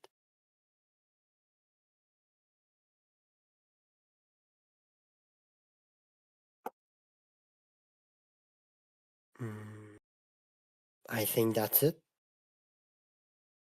Yeah. And the Jericho list. Keep calm and don't blink. Hmm. Well, that's not encouraging for a Jericho deck. It's a I'm already scared. I'm five noticing what color, combos are in this. 1 ceremonial, 3 charm, 2 divine, 2 sympathy, 2 time. You've got 1 chain of revenge, 1 royal charm, 1 shimmer wing, 3 A shimmer three wing, shimmering. and 1 turtle card. So an overloaded spellboard. This Yeah. But doesn't it tell looks, I me a have to ton, I imagine. guess. Yeah. I mean, I imagine the plan is Royal Charm, Shimmerwing, because you can prepare the second Shimmerwing book and theoretically Yeah, try to yeah, go for probably. a And heavy like flame you on can one. blink the flame. Mhm. And Turtle Guard helps protect that combo. I have to imagine Chained Revenge is only in if you need to go fast. Instead of turtle guard or royal charm. Royal Charm, I'd imagine. Hmm. Maybe you could You also can swap do the Turtle Guard allies. out. Okay. 1 Expire Archer, 2 Glory Aspirant, 2 Light Swordsman, 1 Shepherd of Lost Souls, 2 Silver Paladins, a Swift Messenger, and a Twilight Alchemist. So that's interesting. So you've got Royal Paladin combo, Hmm. which is also another really good blink target. Yeah, for sure. Swift Messenger is another way to get your prepare card, which makes me think that maybe you don't always start shimmering. Oh, yeah, maybe.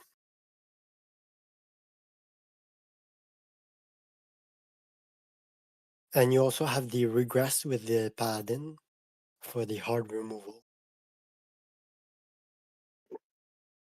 Oh, that's kind of funny. You can do round 1 with if you're also running Bullying in your first 5, you can do Royal Paladin and then Regress Paladin. Hmm.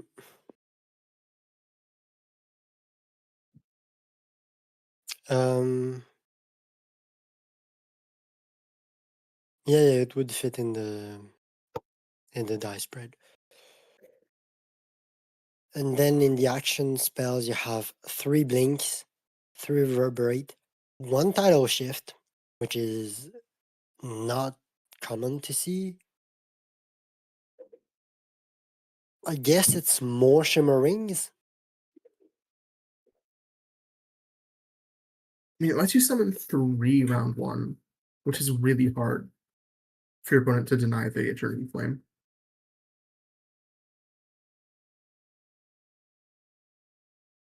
So that's like you're at 6 dice, though, spent on 3 shimmer wings and 1 exhaustion. I don't know how viable it is. And then a 7th for the Eternity Flame. And then you have 2 final cries and 2 sympathy pain for the reach. Yeah, I think I'm gonna have to see it played to understand really how it works. Because again, there is no ritualist for the Chant of Revenge, so it's like a purely fair Chant of Revenge. Could also be a late game idea if it's still in the deck. You can prepare to Queen Murder. Yeah. And you have a lot of allies, and so yeah, I think that's it. Can we take a guess what the first 5 would be? Actually, I'm really curious. Royal Charm, Shimmer Wing, 1, 2, Turtle Guard, Prepare, Shimmer Wing, and so now we're at 3 first My 5 thought cards is Royal and Charm, Shimmerwing, Paladin, Blink. 5 dice. Wait, no, I was at 11 dice. That doesn't work. If you were planning on also doing the What? flame. No. How is it 11 dice? You have 2 for Turtle I said Guard. if you're planning on doing the flame. Oh, yeah. Yeah, if you do the flame, you can't actually.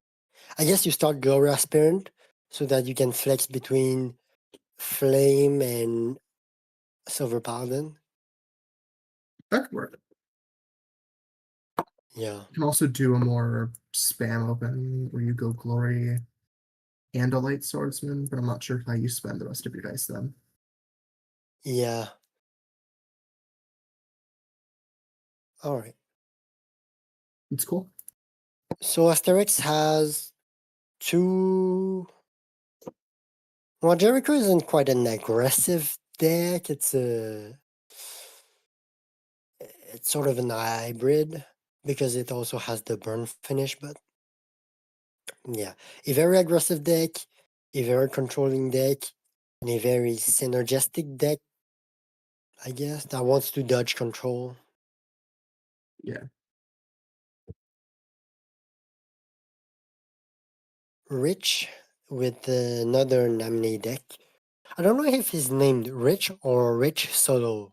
Like here, his name is Solo. I'm not exactly sure.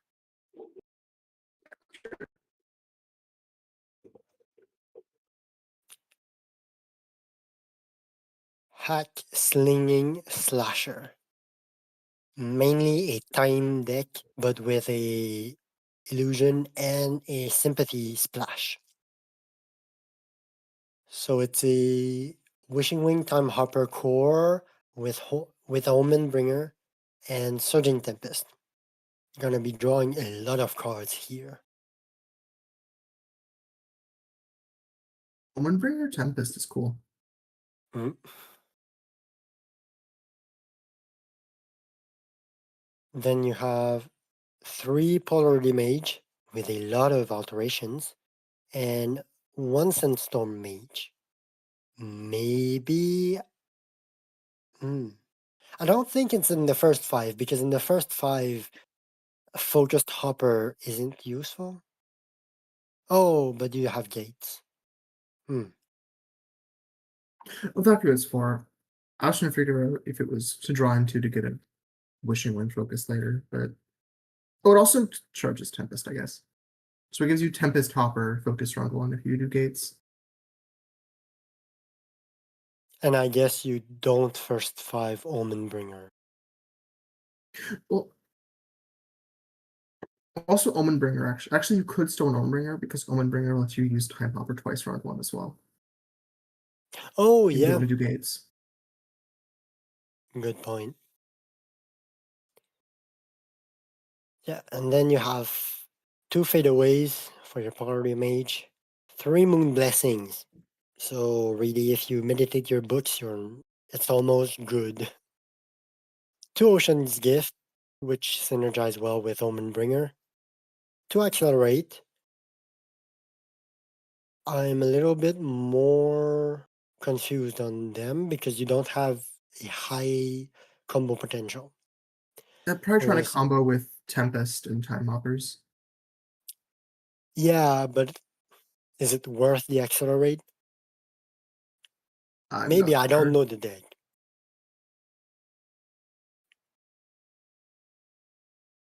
Then there's the gate thrown open, which, as we've seen, could or could not be a flex. Without knowing the deck, it's hard to say. 3 reverberate and 3 title shift. That one is spicy. I think the deck is very on the Tempest plan with the title shift. Yeah, that's what I'm getting here. And I guess Moon's Blessing is actually like Tempest attenuation, so that you Yeah. can discard your books and get them back. And then Clarity Mage back the blessing again and Yeah, again. yeah. It's a cool I'm looking forward to engine. seeing this one played. Mm. I still am looking forward to seeing this one played.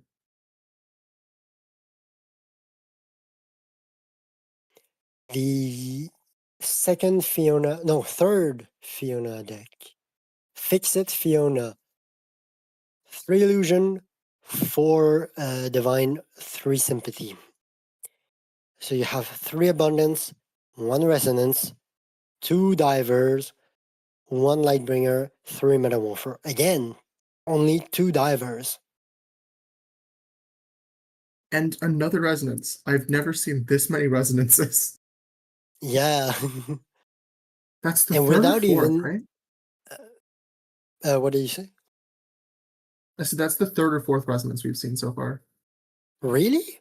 I thought it was only Yeah. like the second one.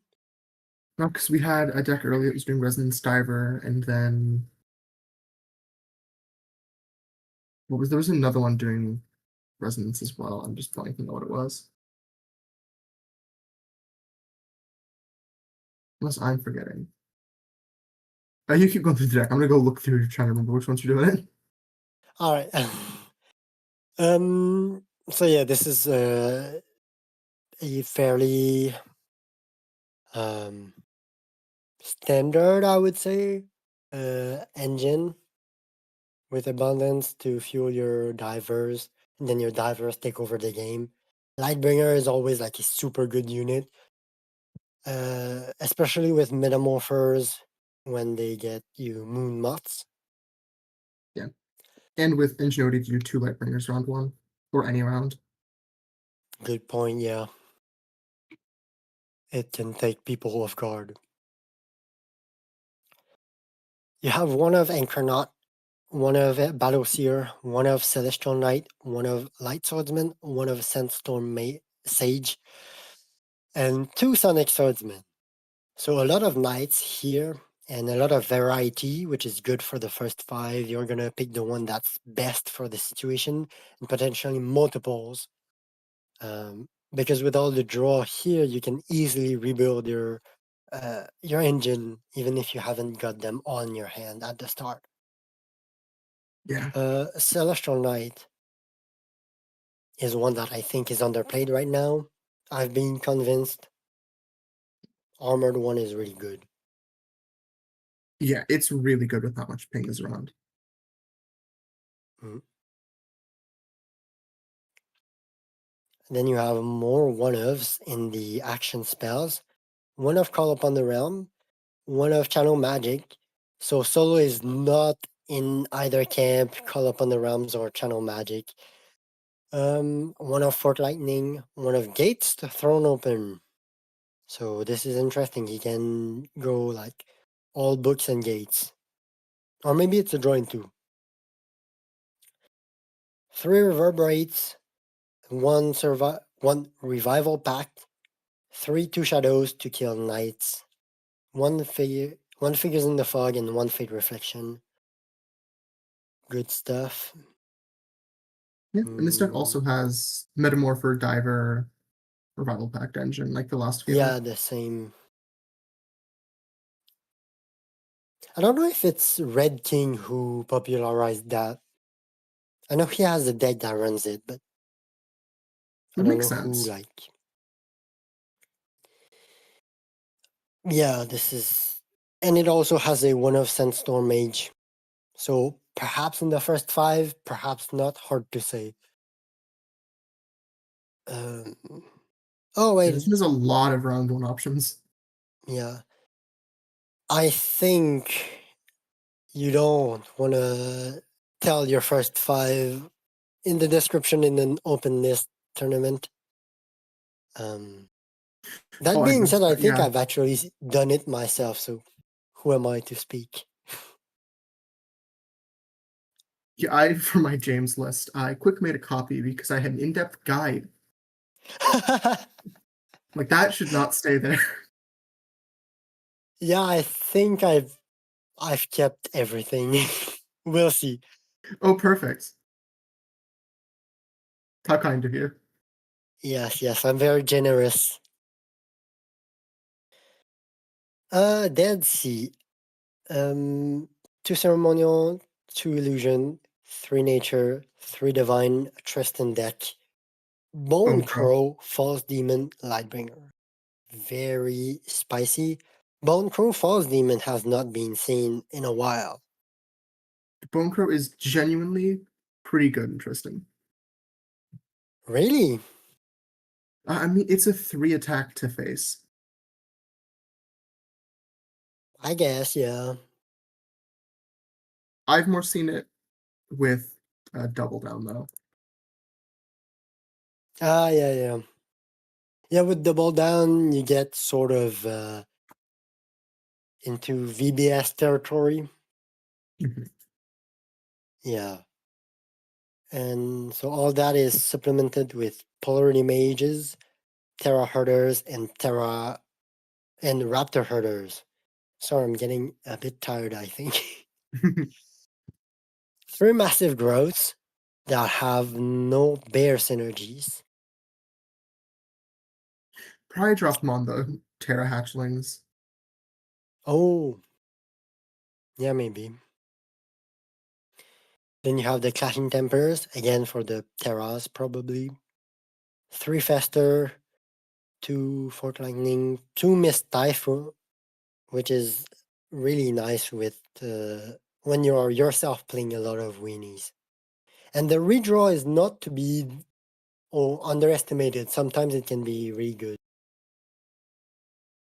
Then Yeah. you have 2 Nature's Wrath and 3 Tsunami Shot. So he's really respecting the Swarm matchup.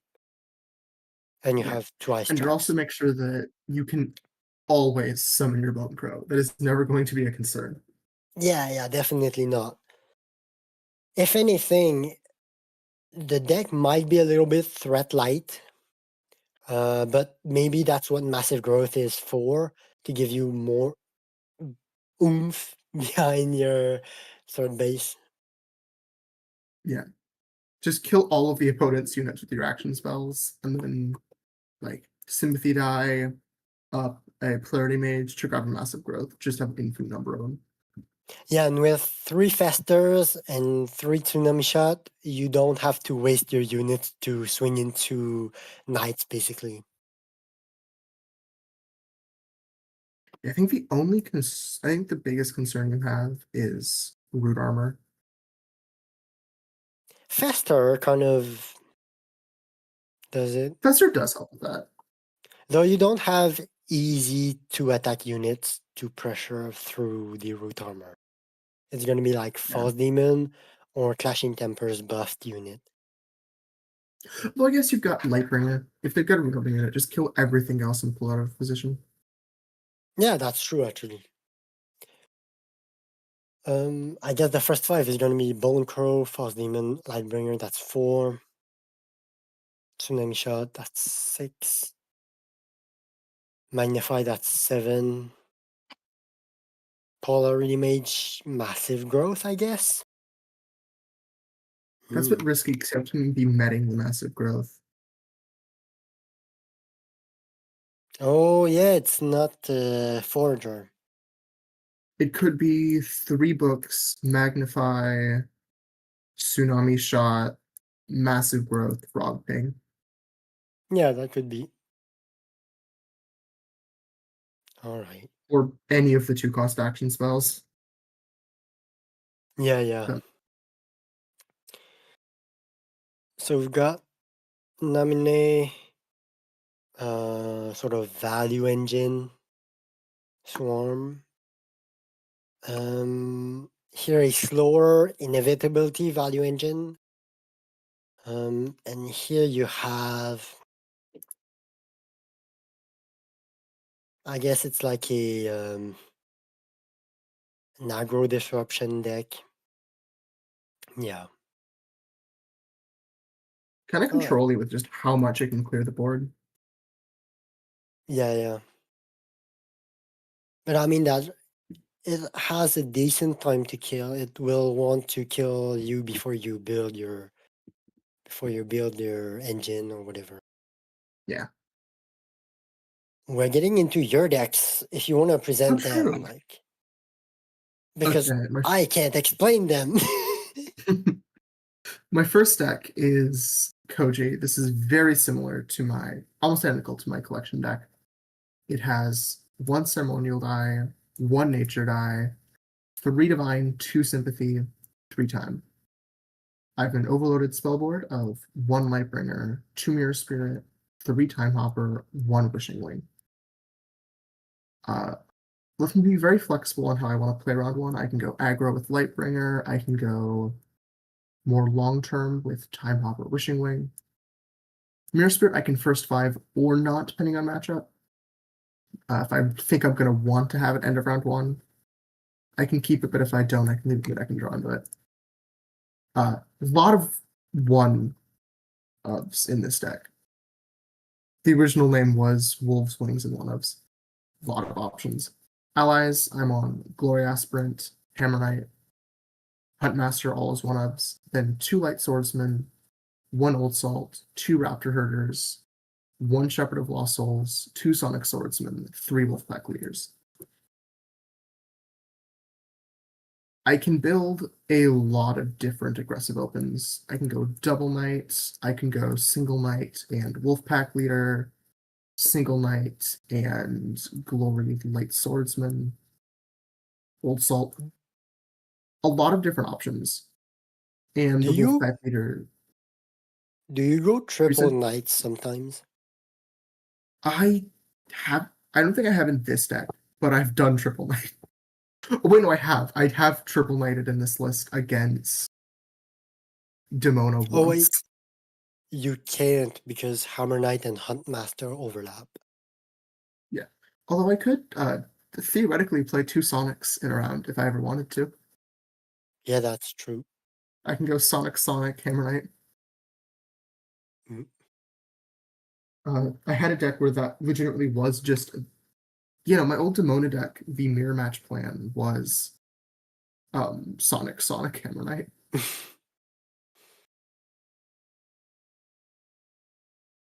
But yeah, I've got a pretty tight die spread, but the Wolfpack leaders give a lot of basic sinks to make it work. For Mm. alteration spells, I have explosive growth at 1 of, just in case my opponent ever leaves no blockers and I have a mirror spirit up.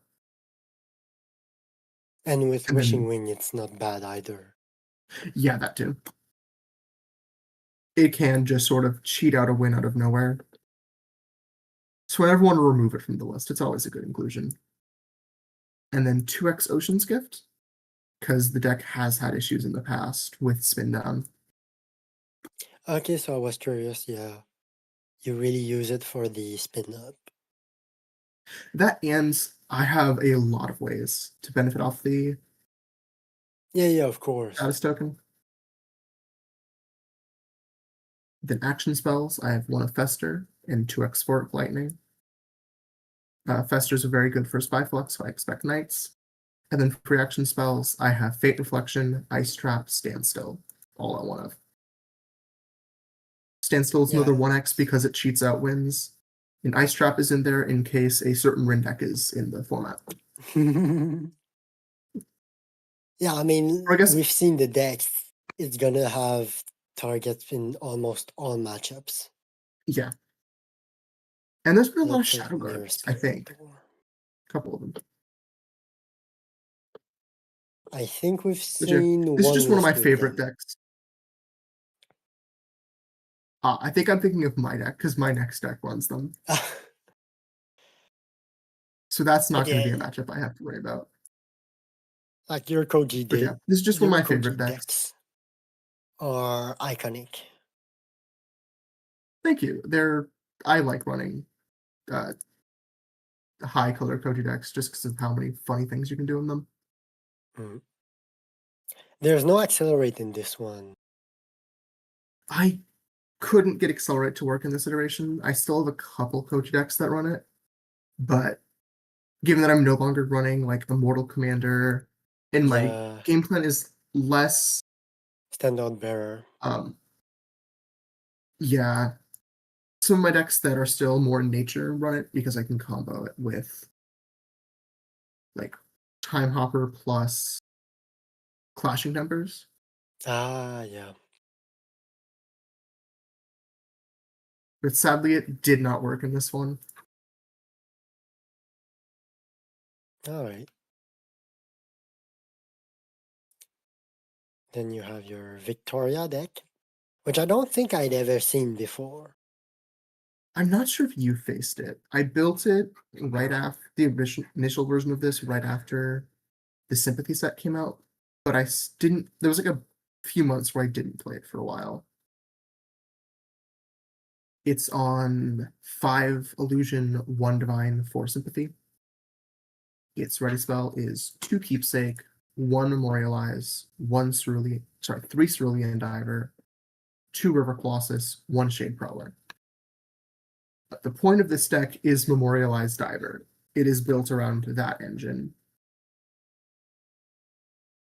It is named the Neverending Circus because I have an unlimited number of Magnificence. Ah, okay, yeah. Wait, no, Magnificence is I a think busted I've card. seen it.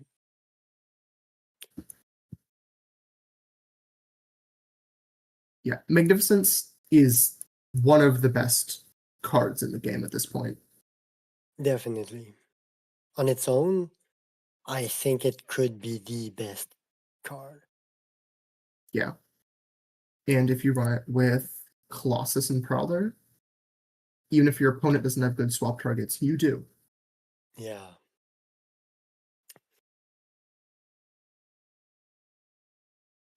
Then for my allies, I have 1 Battle Seer, which was an addition for this tournament, just in case I needed more knights. I've got 1 Aspirant, 2 Hollow, 2 River Scalds, 1 Shadow Guard, 1 Shepherd of Lost Souls, 2 Sonic Swordsmen, 2 Twilight Alchemists, and 1 Umbral Acrobat. So more stat swapping, a lot of just Yeah, good stuff. and the Unit Guard has come in helpful in the past, and then Shadow Guard is helpful in case there were more Demonis in play, but there aren't. Yeah. And given that it's you, I'm fairly certain you probably have Ice Trap. Yeah. Okay, so that one will be less helpful, but it has 1 regames with the React and then Swing for 3. Yeah. Especially, I mean, not in this deck, but like sometimes Lightbringer, then you put in a Shadow Guard. It's like a Illusions version of Widows. Yeah, Is the and then gates for action, thrown open like the standard open? it is a recent addition. Because the Standard Open was janky for a while.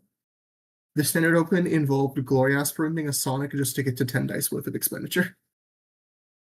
Mm. But real quick, so action spells are 1 Gate Stern Open, 3 Magnificence, 3 Reverberate. Mainly because Magnificence and Reverberate both pose very, very good memorialized targets. Magnificence in the early game, and then Reverb later. And then reactions, I just have Fate Reflection in case I face like an Aerodel or an Odette. Yeah. But yeah, the Standard Open for a while was, I think it was Keepsake. No, sorry, it was Memorialize, Diver, Prowler, Aspirant All into the 4 Sonic, core books. and then either Keepsake or Magnificence, depending on what I was expecting to run into. So you had nothing to trigger the memorialize. No, I always ran Glory Sonic, with the anticipation that the Glory will probably die, and if it doesn't, it's fine, because I'm not going to be playing whatever I memorialize round 1. Oh, so you were not starting the River Colossus. I'm not starting Colossus, Ah, typically. okay, yeah, that makes sense. It's at 2x because I can draw into it. It's helpful as a way to sort of close out the late game. Yeah, that makes sense. Hey, you had your first 5 here. Oh, Thank I you. didn't delete it from this one. Oh no. Although I did just explain it, so it's fine. Yeah, yeah.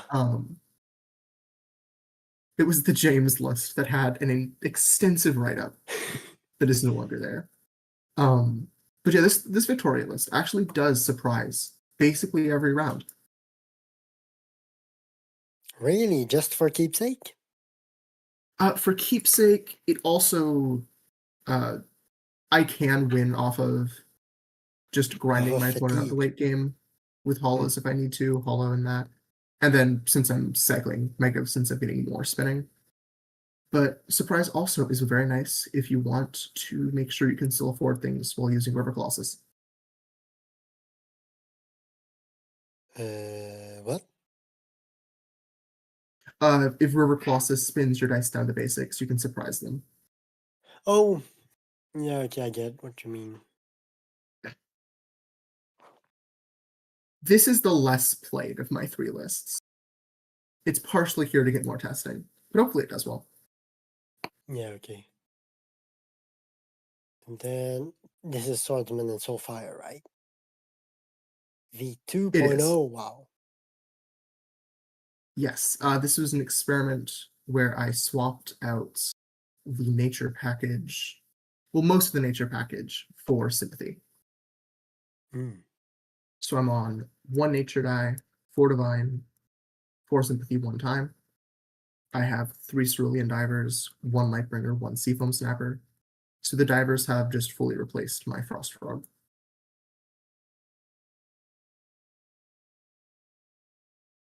But yeah, very basic ready spells. Always first 5 of them, basically. Yeah.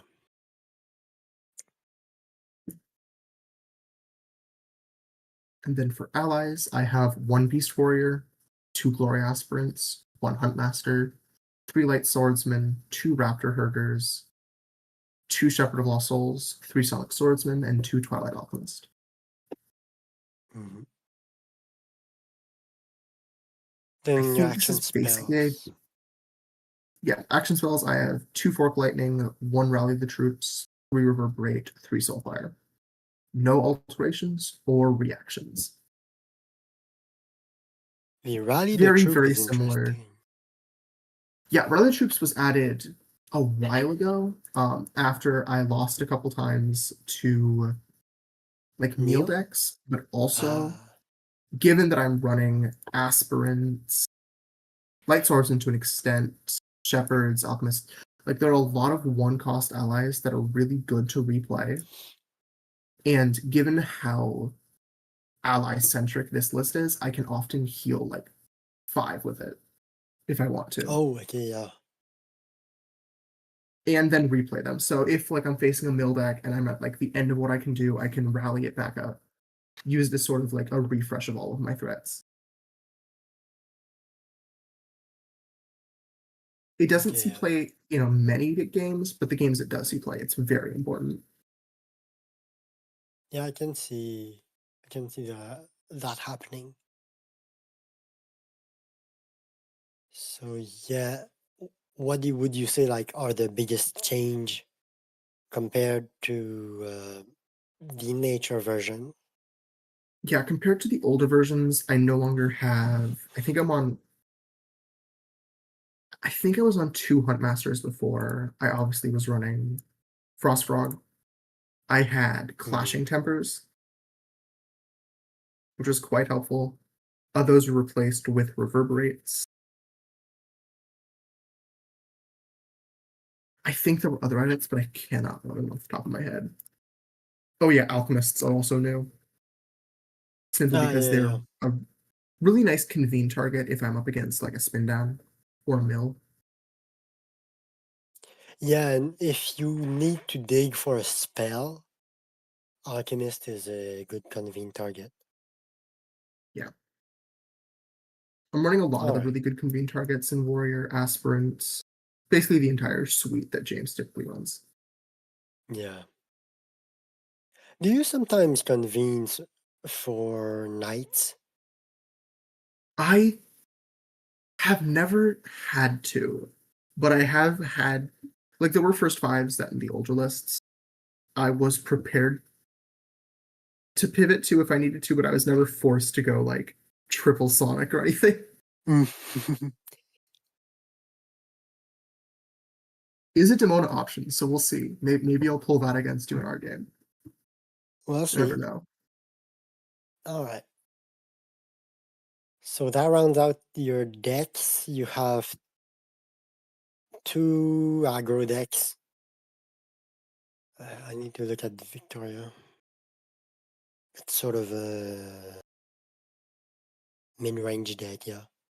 It's more mid range. Yeah. And Mm. Koji can be played less aggro if I need it to be, but it is still pretty aggro. Yeah. Victoria has a very good matchup into Mill specifically, I found. Yeah, with So if I'm Memorialize, facing a more it's control list, yeah. Well, beyond that, if they're on like this is a matchup I had earlier this week. If they're running like O2s, a lot of them, oh Magnificence yeah, is yeah, really you good. trade. And if they're on Shepherd, Shepherd gets swapped and pinged and it dies. Or just Shade Prowler. That too. Yeah, yeah. It's... Traditional meal is not in a good spot in my opinion. Yeah. I tend to agree. Alright, so we get into my decks. This is You're the evil Demona player. yeah, Of this course. is Beaver Builds PSA Paladin Star Armageddon version 1.3. Version 1.3. Yeah, this is a This is a fascinating list. 5 color deck. One ceremonial, one charm, one nature, 4 divine, 3 sympathy. I have a spell board of 1 royal charm, 1 lightbringer, 1 river colossus. The river colossus is a newer addition. Um, Yeah, I've but never seen you run this list, I don't think. The Colossus. yeah, no, I've only played it once against Brian, like uh, this night. But basically, everything you'll see here is a flex. There's no standard first five. The only constant, sort of, is take to the skies, and even then, Yeah. um, Royal Charm obviously is to combo with Silver Paladin. Um, Lightbringer is just generally useful to pull units out of position, um, gain tempo to get the final swing. Then the bulk of my deck is the allies: 2 Glory Aspirants, 3 Light Swordsmen, 1 Reward Recruit, 2 River Scald, 2 Shepherd of Lost Souls, 2 Silver Paladin, and 3 Sonic Swordsmen. I used to run a Hammer Knight, but I cut it because it was way too awkward on the dice spread. I also used to run Old Salt, same thing. So what I went for basically is the reward recruit here is for an unpingable mount target. The reverse That's calls fine. are just massive value round two. Shepherd of Lost Souls, find me what I need. And then the Sonics and the Paladin are kind of the bulk of my threat base. They help me spend all my dice every round. And then in the alterations, I have one Regress, one Root Armor. Regress for Paladin obviously helps deal with Root Armor. Root Armor uh, can solo the Tristan matchup sometimes, or Aradel maybe if she runs no hard removal. In the action spells, I have the Adrenaline Rush inspired by Dragonfire from the AK winning deck of Ethan. Um, it's good with everything. It can just be like a burn spell with River Colossus. It can help you control with Sonic Swordsman or Paladin. It can help you control with Empyrean Mount. And the most value it can get is like with Divinity Mount, probably, or with Sonic. It's about equal. Divinity You Mount, have one of if you're doing it with Fester. that, can win the game. Yeah. You have one of Fester, again, for the first five or two drawn two. One of Fort Lightning, same thing. One of Nature's Wrath. That one is perhaps for Hound, where I can Nature's Wrath. They are sort of forced to Fate Reflect, and then I still have my Divinity Mount to That's smart. clear up the Hound. But there's no Hope Hound, so then I have three burn spells and one ice trap for utility, for Shadow Guard, all sort of things. And the River Colossus is a flex if I want to play a longer game, but it's I'm not convinced on its performance yet, so we'll see. You feel like get a lot of games with it in this tournament, hopefully. Yeah. And yeah, here I have a bunch of first fives. So. First fives, yeah. Got a whole But five actually, of us they're for us to outdated. analyze. Yeah. Um, yeah, this list looks very cool. I Mm. imagine that there are far more than five first fives you can be running with this. Yeah. You build it like depending on what your opponent has. So it's always different. Almost impossible to predict.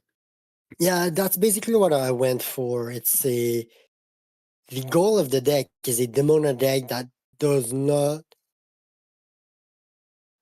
There is no deck that automatically loses.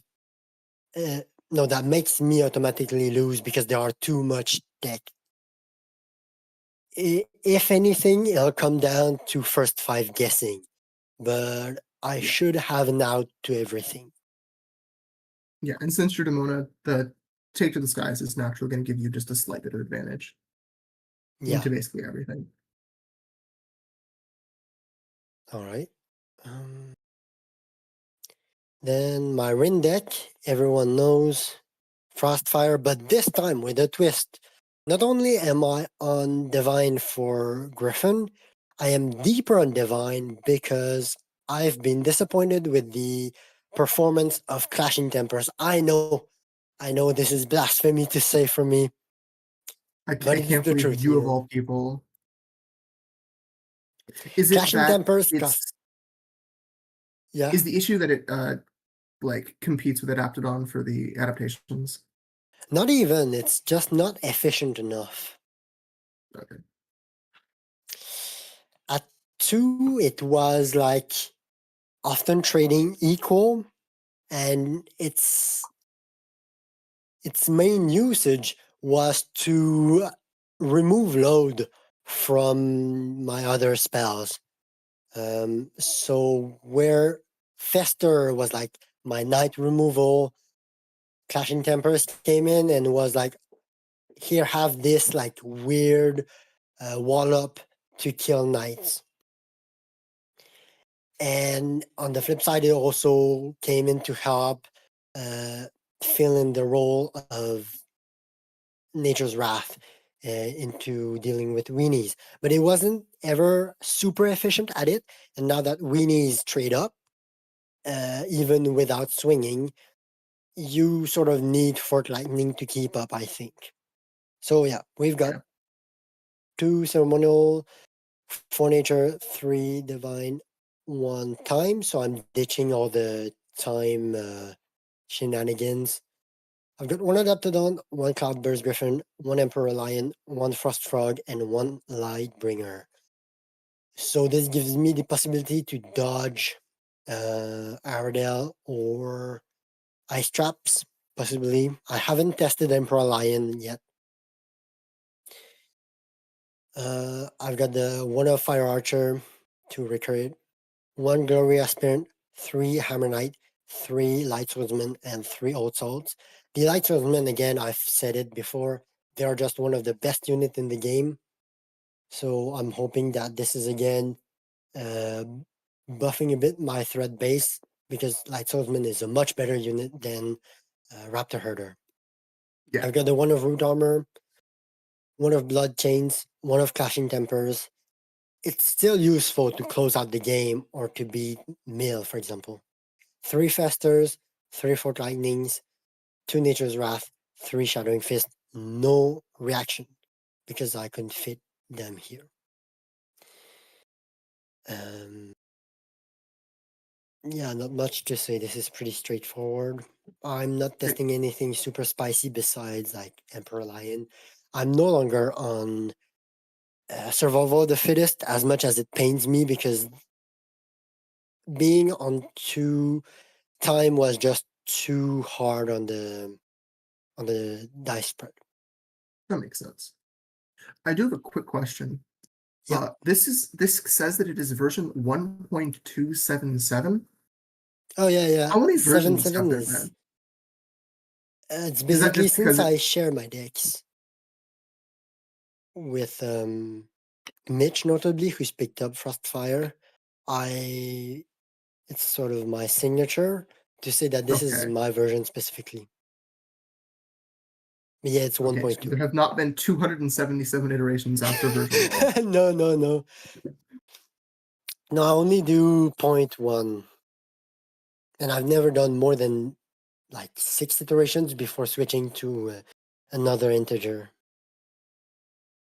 That makes sense. And then I But yeah, have, looks like it's still terrifying. thank you. And then I have my Moni deck on Gilded Snake combo. Well, it's no longer a combo deck, but yeah. So many Um, ready spells. yeah, a lot of ready spells. Uh, with So first of all, it's only on 1 charm, 4 nature, 2 divine, 2 sympathy, 1 time because I'm not running Gilder. Uh, the idea is that Gilder makes your threat base too thin and it makes the Hope Hound matchup horrible. It also makes the Demona matchup pretty bad and it makes your time to kill very slow. So I decided to go with just good stuff, right? So I have Guilt Link, Royal Charm for Paladin, Adaptodon, Cloudburst Griffin, Lightbringer, Silver Snake, and Turtle Guard, where typically the base of your thread base is Adaptodon, Cloudburst Griffin, and Silver Snake. All the rest is like pivots. Potentially, I could go off of Cloudburst Griffin when it's not good too. But then I don't have a good command strike in my spellboard. Then I have 1 of Jungle Warrior. It's useful to refresh the snake sometimes. one of Silver Paladin, 3 Sonic Swordsman. They are my. They are sort of the. How should I say this? They benefit from Silver Snake eating the night removal. And then they can be used for Command Strike. Were you going to say something? I understand that makes sense. Yeah. And also, they're Sonic Swordsmen. They're just amazing. Yeah. This is tech from Carl's days. The Root Armor, we've talked about it. Undaunted is amazing with Cloudburst Griffin and Sonics.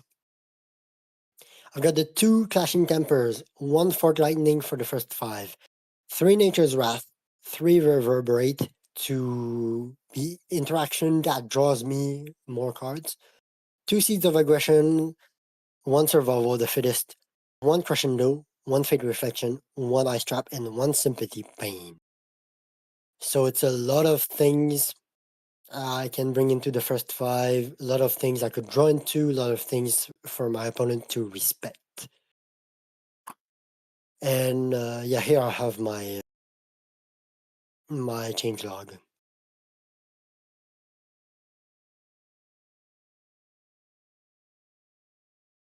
I think that's about it. Yeah, this is a cool list. I faced a version of this. Yeah, you faced earlier the this one week, that I right? didn't update on Ashteki. Yeah. How has Jungle Warrior been doing? Jungle Warrior is fairly consistent. It's not amazing. It's rarely a source of like straight up dice advantage, but it can be really useful. Like I think it's the best 2 dice unit in the deck because it's a basic thing too. Like Frost Fang isn't a basic thing. Besides that, like I don't have the battlefield space for Gloria Light Swordsman. Yeah. I So guess you like like Jungle you're benefiting Warriors. from the inheritance as well. Yeah.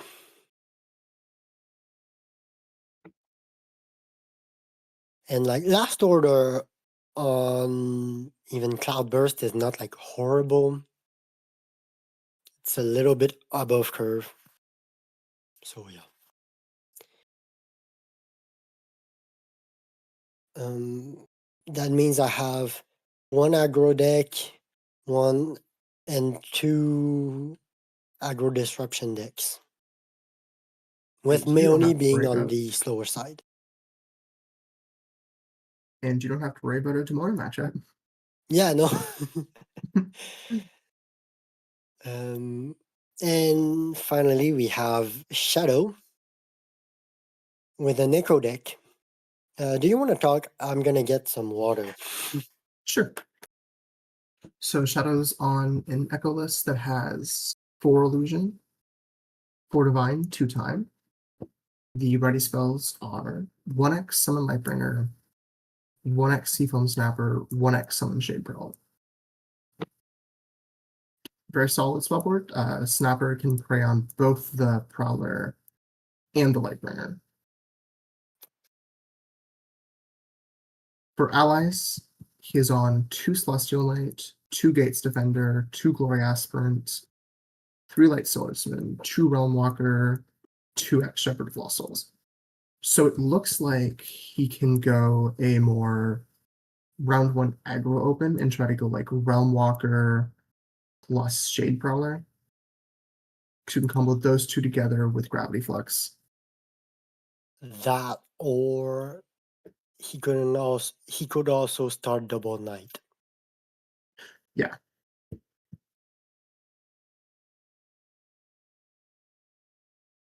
And Celestial, like we talked about earlier, really good inclusion.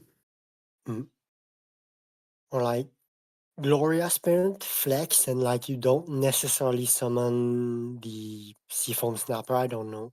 Or the Lightbringer. But also you've got, if you do want to go down the Realm Walker open, Chaos Gravity is really good. Yeah. You can just put it onto the Shade Prowler. There's no weight of the world. So it's all Chaos Gravity.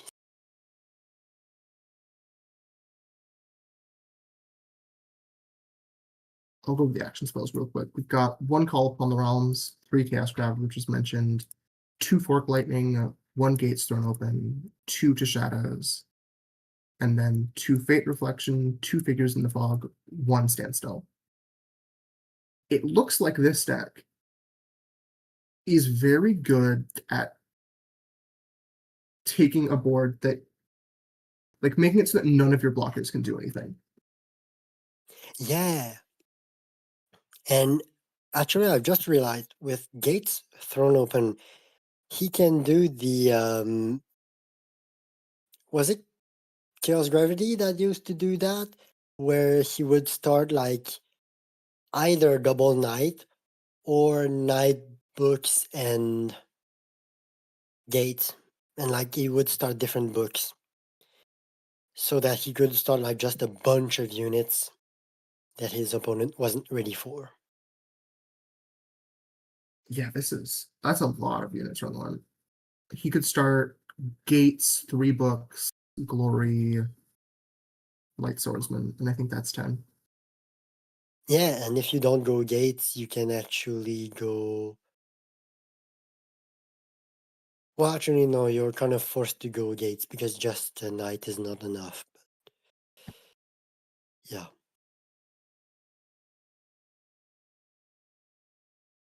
And then you have 2 Fate Reflection, 2 Figures in the Fog, and 1 Standstill. What's the trigger? This is interesting. The Figures in the Fog, and like not even in a control deck, sort of an aggro deck.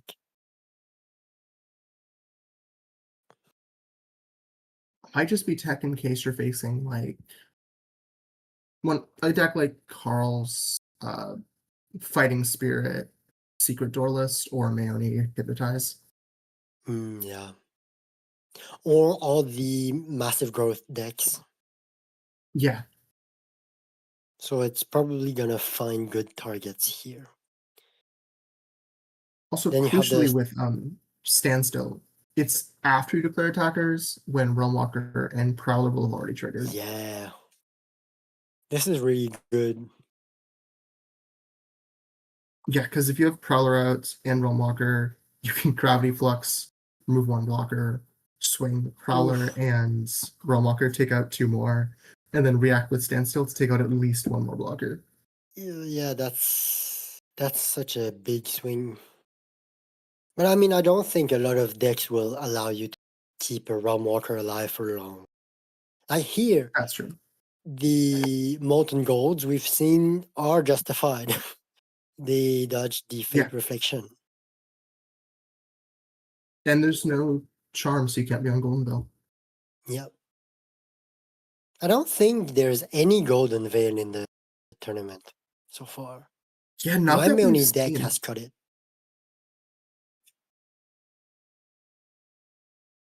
It getting chained seemed to like almost entirely remove it from play. Hmm.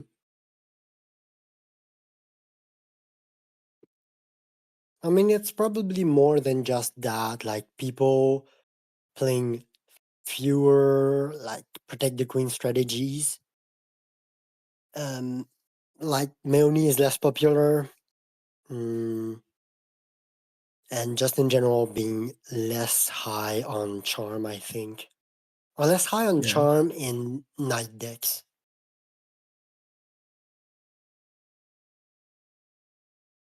Yeah, I guess in most like current decks that run Charm, you'd be running it to probably defend like a Flock Shepherd.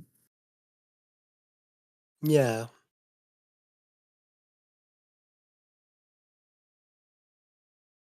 Alright. So now onto Rowan. Red Rain Sympathy Rowan deck. 3 I'm gonna go ceremonial. grab a drink real quick. Sure, yeah.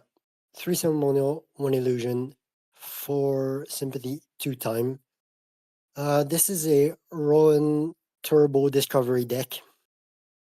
You've got 3 divers, 1 turtle guard, 2 crypt guardian, 3 Fire Archer for reach, 2 Master Vampires, 3 Old Swords, 1 Rising Horde, which is a very good conscript and exhume target. No, no Twilight Alchemist.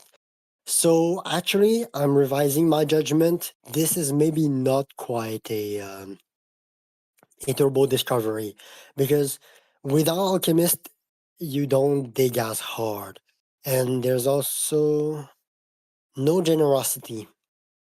So yeah, this could actually be more of a mid-range deck with inevitability. Actually, we've got 2 channel magics, 3 discoveries, 2 Era's End. Only 2, not 3. So yeah, this continues to confirm my idea that it's not all in on discovery.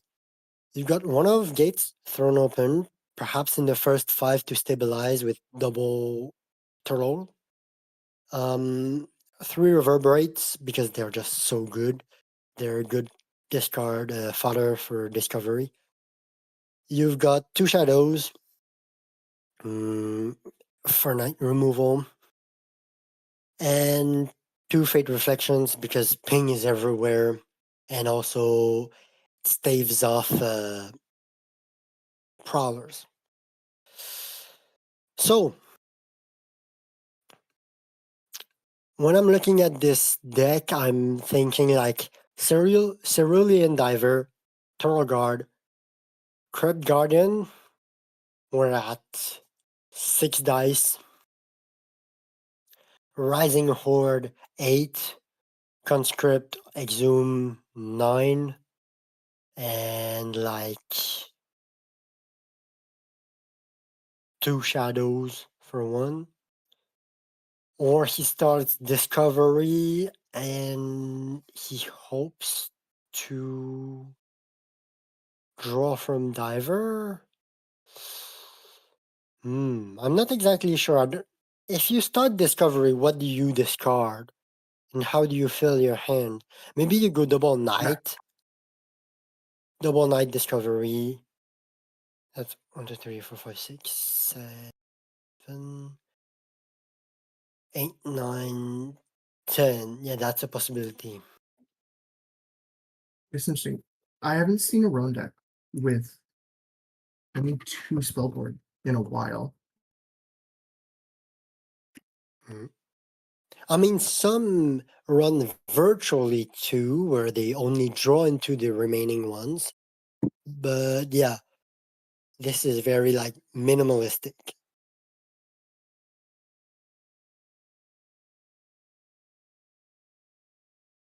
I was trying to guess the first 5, so Yeah, I'm thinking through it. maybe this is Gates, where you Maybe he go. just doesn't start Discovery. Yeah, this is what I'm sort of thinking now because I'm not sure how you fit Discovery, especially without Twilight Alchemist. Could be Gates and the 2 books, which gives you 1, 2, 3, 4, 5, 6 expenditure. Yeah, 6 dice for 3 cards. Then you get like Crypt Guardian and like yeah, no, that Archer. doesn't work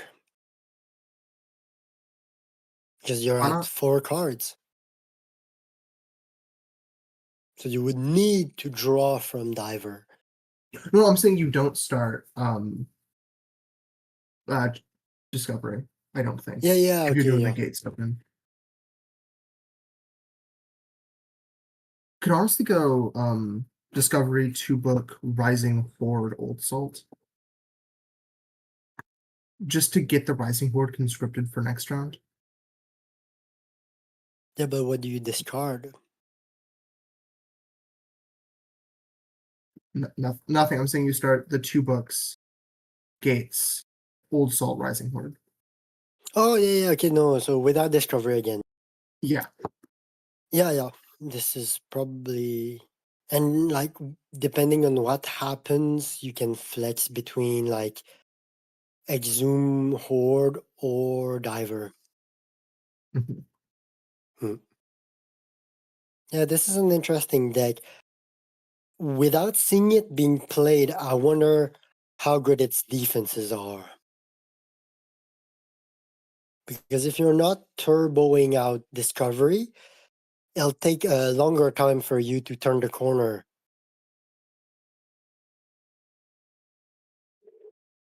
Yeah, I mean, Gates Turtle Guard gives it some defense round one, and then once you've got Diver focused, you've got that to help. Yeah. But there, again, the only draw is like Channel Magic and Reverberate. And like And Cerulean Diver Diver. swings, yeah. Yeah. It's interesting. Mm.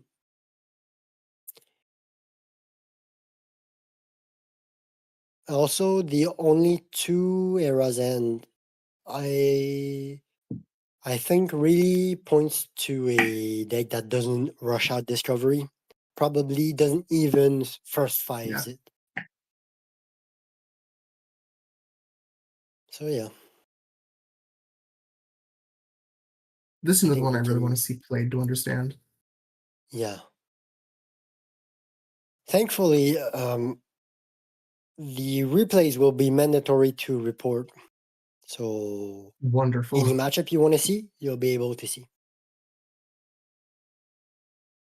So here we have a Harrow deck made from a deck from the treatment by Shadowfire. 2 ceremonial, 5 charm, 3 nature. It's a. It looks like an old school deck, actually, you know? Frostback Bear, Gilder, Yeah. Cobra. That looks like 2022, 2023.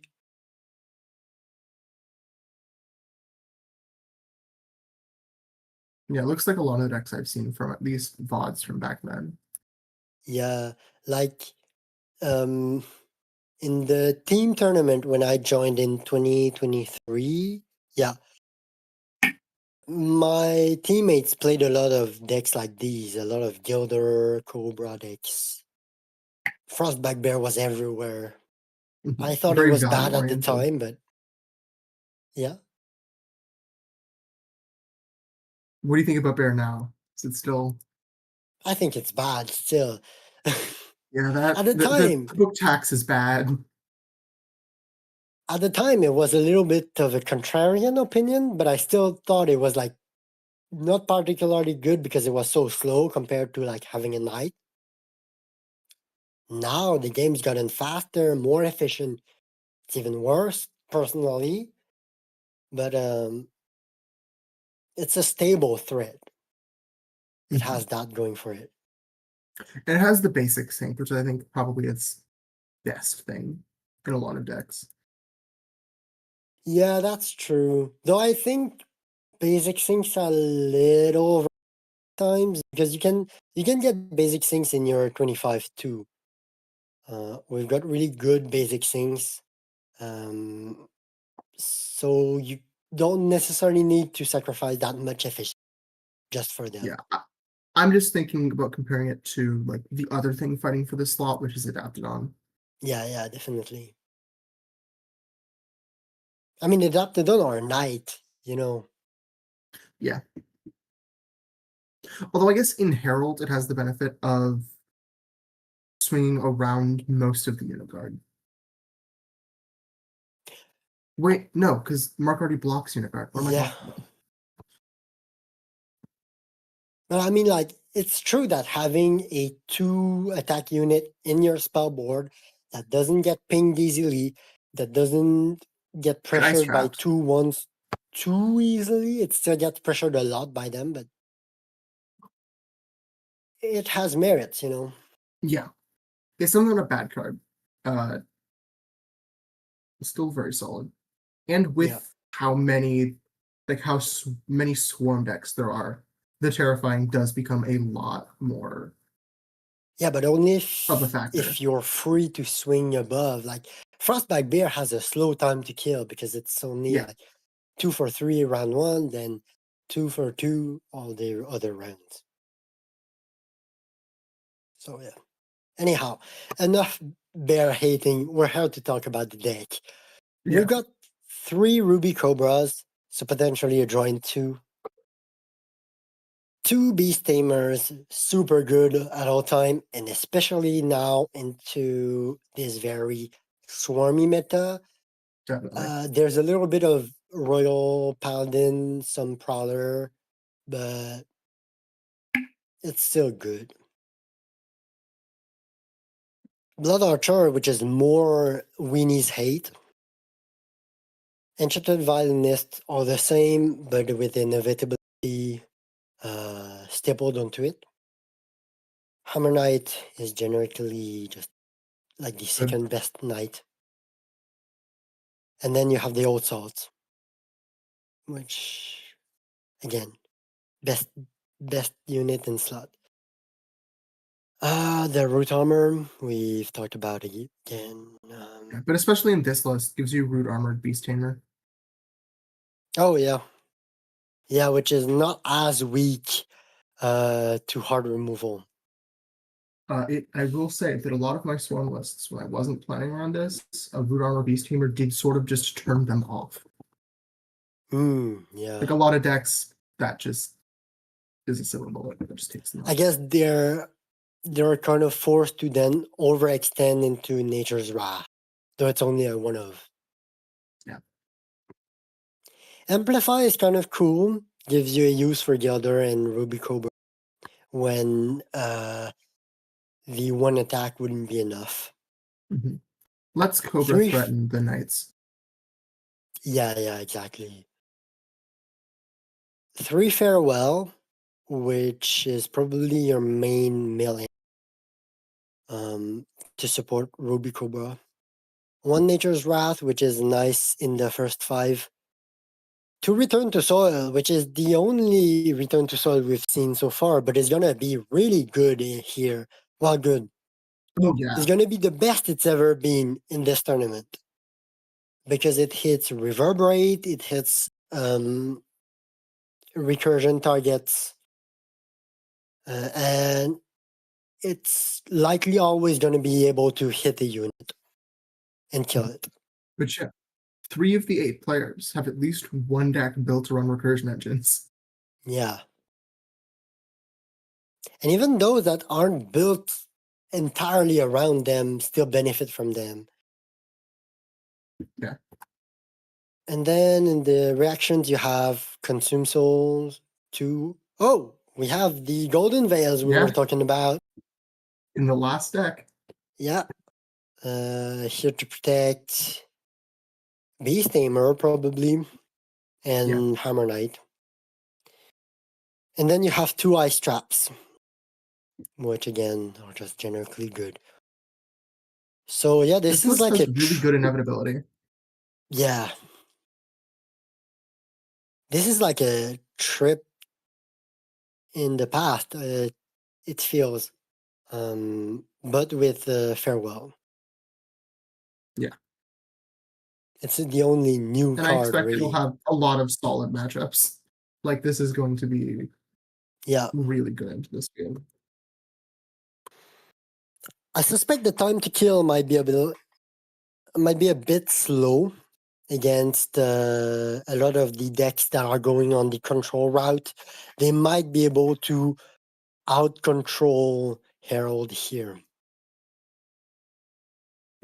That is a concern. Like without tempo tools, I don't know. That being said, like the Echo deck is a very good for that matchup. So like it makes sense if you get to line up your matchups correctly, you're gonna be in good shape. Yeah. So that's 24 decks. In a sense, I'm half glad that we aren't more, but like realistically, Yeah. if we were more, we'd just have done it in like multiple sessions, right?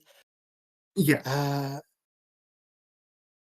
So we spent about,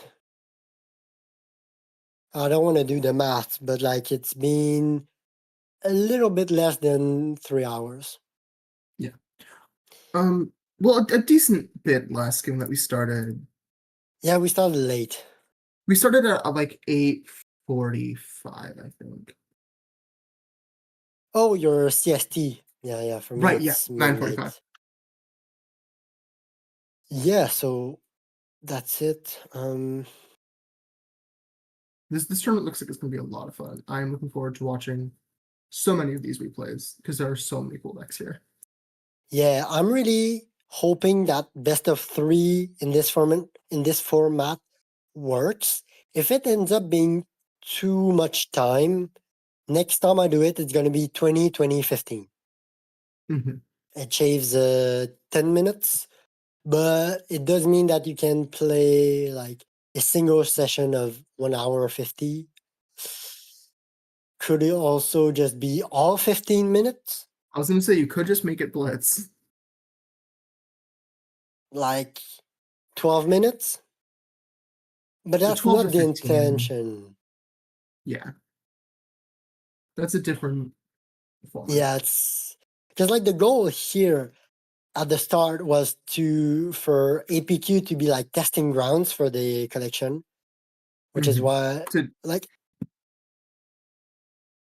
the original idea was to run multiple of them and then to collect the data and how people like them and then but I never came around to running tournaments is a time commitment. yeah. Yeah. Uh, if you have the time, I can give you the coordinates of Ashes Wiki, the Ashes.live account, because I'm gonna have to copy all of those and format them into Coordinates?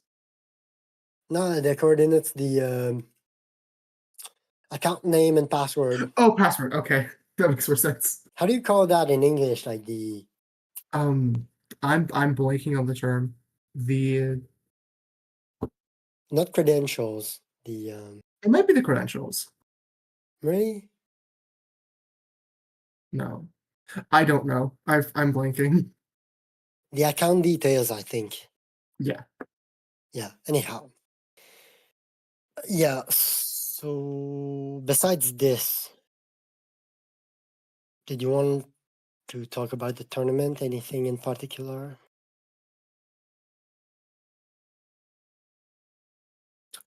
Let me think.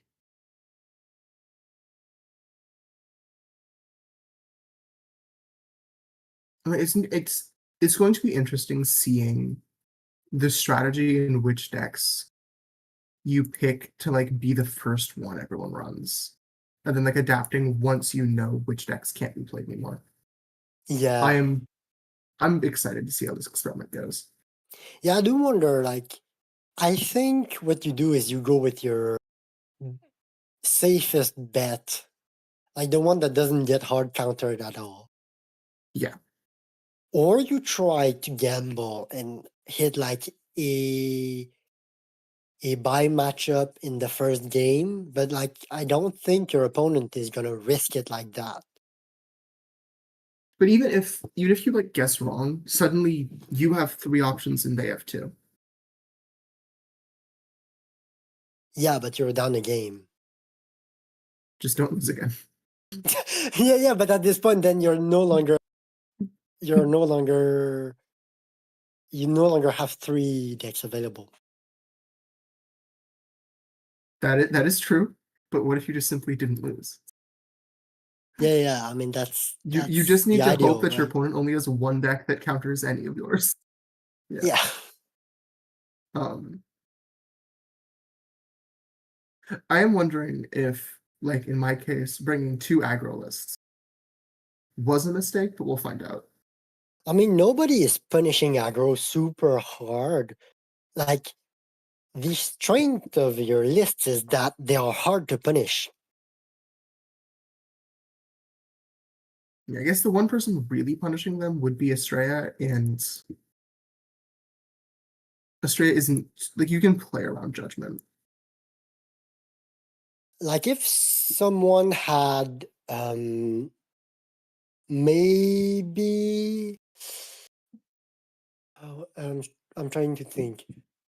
Maybe with something Wildfire. like your Aradel Fate Bait from LK11, the one you beat me with.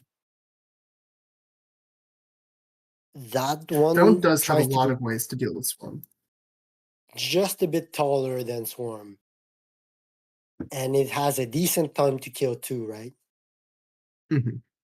In the same vein, um, Frostfire tries to do that too. But depending on the matchup, there's some combat mats that come out like to not be super favorable. Like Griffin is a little bit liability in the face of Diver.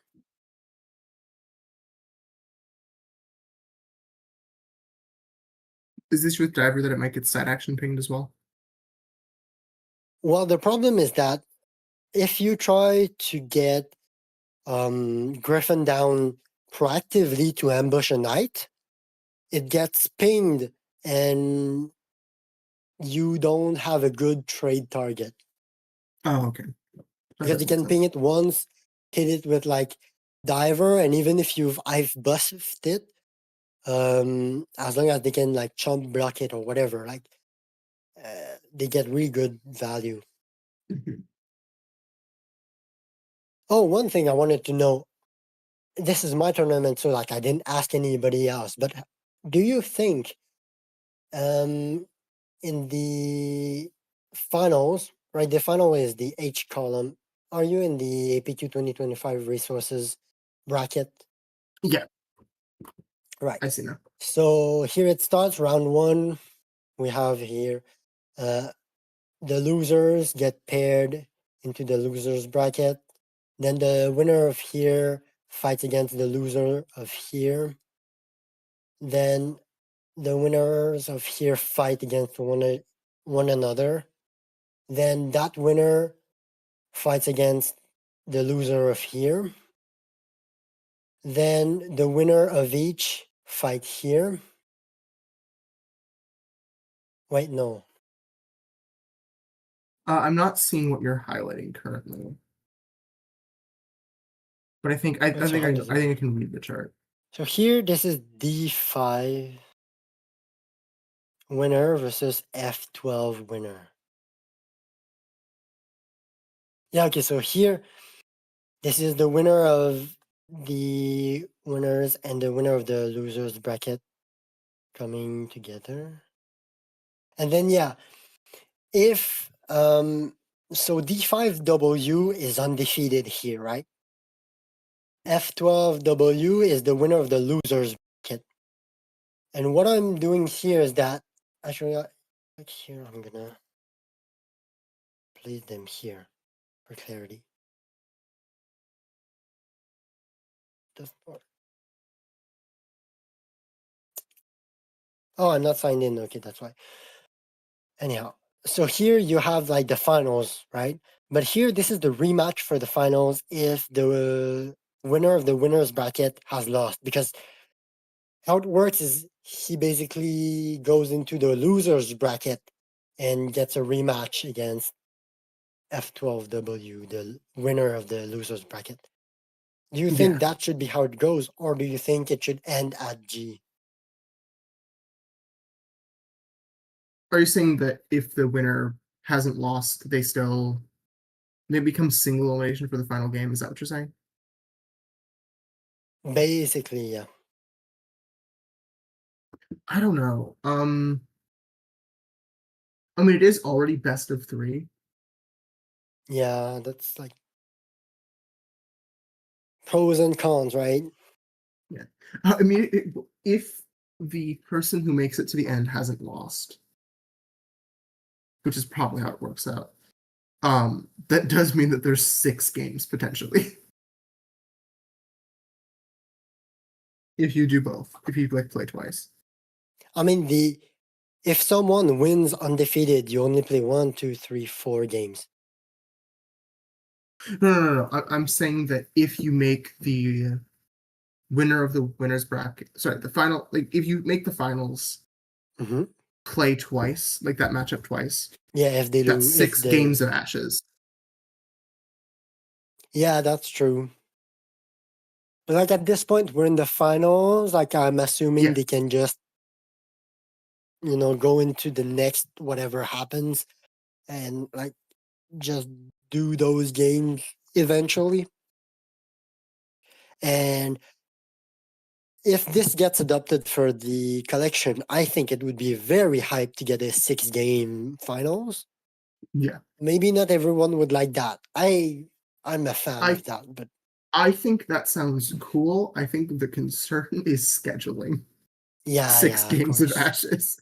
Well, mainly the concern is that if you're scheduling what you know will be at max 3 games, it's easier than to have in the back of your head, but maybe it could go to 6.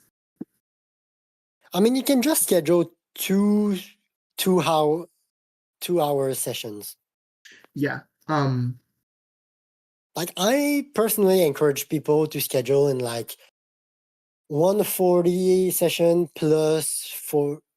Wait, it's 140? No, 120. 120 session plus 40 another day or the same day. Yeah. I think that's Um the best. I think the issue it's not like a big issue, but the issue with scheduling 2 sessions. Well, I guess the big issue is scheduling a second session that you're not sure is going to happen is it makes streaming a bit more complicated. Like if you want to get it like Uh, on the Jankyard. yeah, true, but like you freeze up that space in advance. It's a bit disappointing if nothing happens, but Yeah. I and will say like 6 game finals does sound hype. yeah, but like if it's the finals, right? The session you've skipped, you can immediately go into the next, right? Like let's Yeah. say you're doing 120 plus 40. You go 2-0, then the 40, if you have the time, you either play one match or you extend it to play 2 matches. Mhm. But yeah. Um, so that's that. Yeah, I'm not sure. I'm not sure what the other options are. Like if there's like a third way to do it.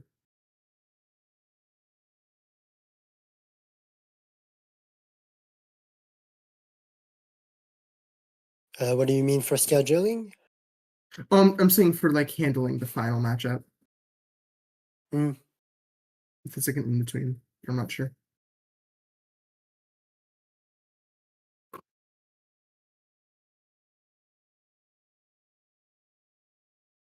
And like personally, I'm in favor of making tournament ashes more often 20 minutes because, well, first of all, it makes scheduling a little bit tighter. And I'm not like as fast a player as Carl or Matt, but like I think a slightly faster time control gets me more in the zone. So like this is a bit selfish, but for let's say um, tournaments that don't try to be newbie friendly, uh, they could be a bit faster time controls. Yeah. And it's a tournament. The people playing probably have experience with their decks, so they're going to be more comfortable piloting them. Yeah.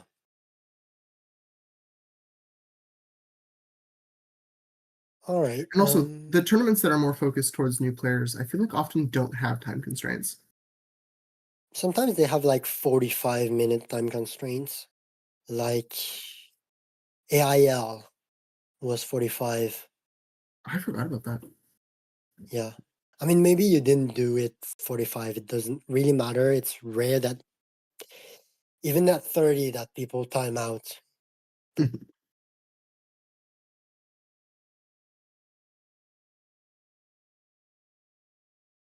mm, is there anyone in the chat? Probably not. But yeah, no, It I'm is still the pretty only one. late. Yeah. Wait a second. I'm not streaming your camera. Oh, What happened? Oh no, your camera wasn't did loading. something break? Oh no. No, no, it's just my I browser. wasn't loading your camera. I see the stream now. Yeah, it's just a black void. uh, Yeah, to all the viewers, apologies. I'm in my room with all of the lights off. That is. I see it's Also, working now. I realized like for the decks it was fine, but like now that I'm talking about the tournament format, we're obscuring the screen. Okay. But anyhow, um, did you want to say anything else? Did you want to schedule our games? That would be wise. We could file Now for a feature match. I'd be down for that. What times would that have to be?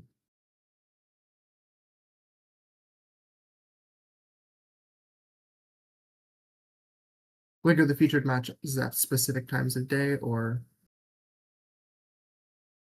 Yeah. What I've done is you have month, day, time, AM, PM, in EST time. I should probably add a mention that it's EST time. that makes sense? Yeah. Oh wait, no, yeah, I've mentioned it in the in my post in the best of 3 channel. But yeah, so treatment There we is go. free Monday night. It's a bit too late. Friday evening, and during the Friday evening would work for me. It would for me as well. I So don't like think I have anything. we could do like a 2-hour session Friday. Yeah, that would work for me. So like at mm, 9 or 8. 8 might be a little sketchy because that can be the time we eat. But I can just ask to eat like earlier. 8 EST, you're saying? Yeah, EST. Yeah, you're CST, so it's like 7 your time. Or Yeah. I'm good. So 8 or 9 would be 7 or 8 for me. Yeah, that would work. so we're the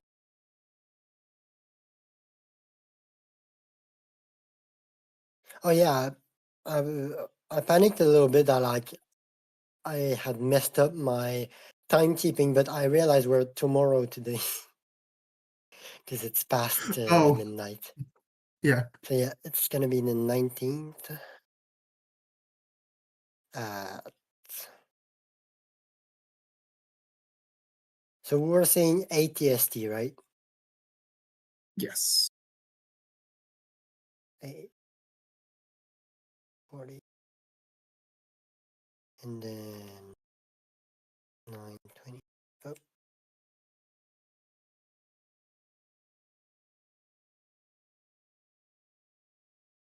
all right. So that's done. To all the viewers who are catching this VOD afterward, I hope we're not too boring. I hope you're gonna free up your schedule for Friday for a really exciting match. Um, yeah, I think we can close this now. Yeah. And hopefully, uh, for any people in the tournament, we've given some ideas of what all the decks are doing. Yep. And also, I'm gonna have to study your deck lists and prepare my first fives. Same. That Demona list is going to take a while to plot first fives against. I can already Yeah. tell. Yeah, same. I mean, the other way around. Yeah. I think um, that's one of the main potential concerns with this format is just if you're playing optimally, you're playing 9 first fives. yeah, but I mean, like one of the things I like, especially is that I'm looking for the English word for justement. It's indeed, I don't know, whatever. Since it's open list, we can offload first 5 selection to pre-game prep. So that Yeah, means that 20-minute games don't are fully 20 minutes of gameplay. yeah. There's no 5-minute first 5 selection at the start. Yeah, yeah. Yep. I don't have an outro, so it's just like, bye bye, guys. Yeah. I don't know if no, you're still like fully black screen. Maybe now they'll see you. Sadly, I it's don't know. My possible that browser my just doesn't screens, that load my you. computer is just lagging. Yeah, I think it's that. Like I I can send think it to the void. my browser just doesn't load your camera because my RAM is like too occupied. Oh yeah, it's possible that it doesn't think that you're optimizing, like, not optimizing, focusing the tab, so it doesn't think it needs to render it. Yeah, yeah. But like when I'm on it, I think yeah, it shows it. So all right, if you wanna wave at the camera. Yeah. Farewell, everyone.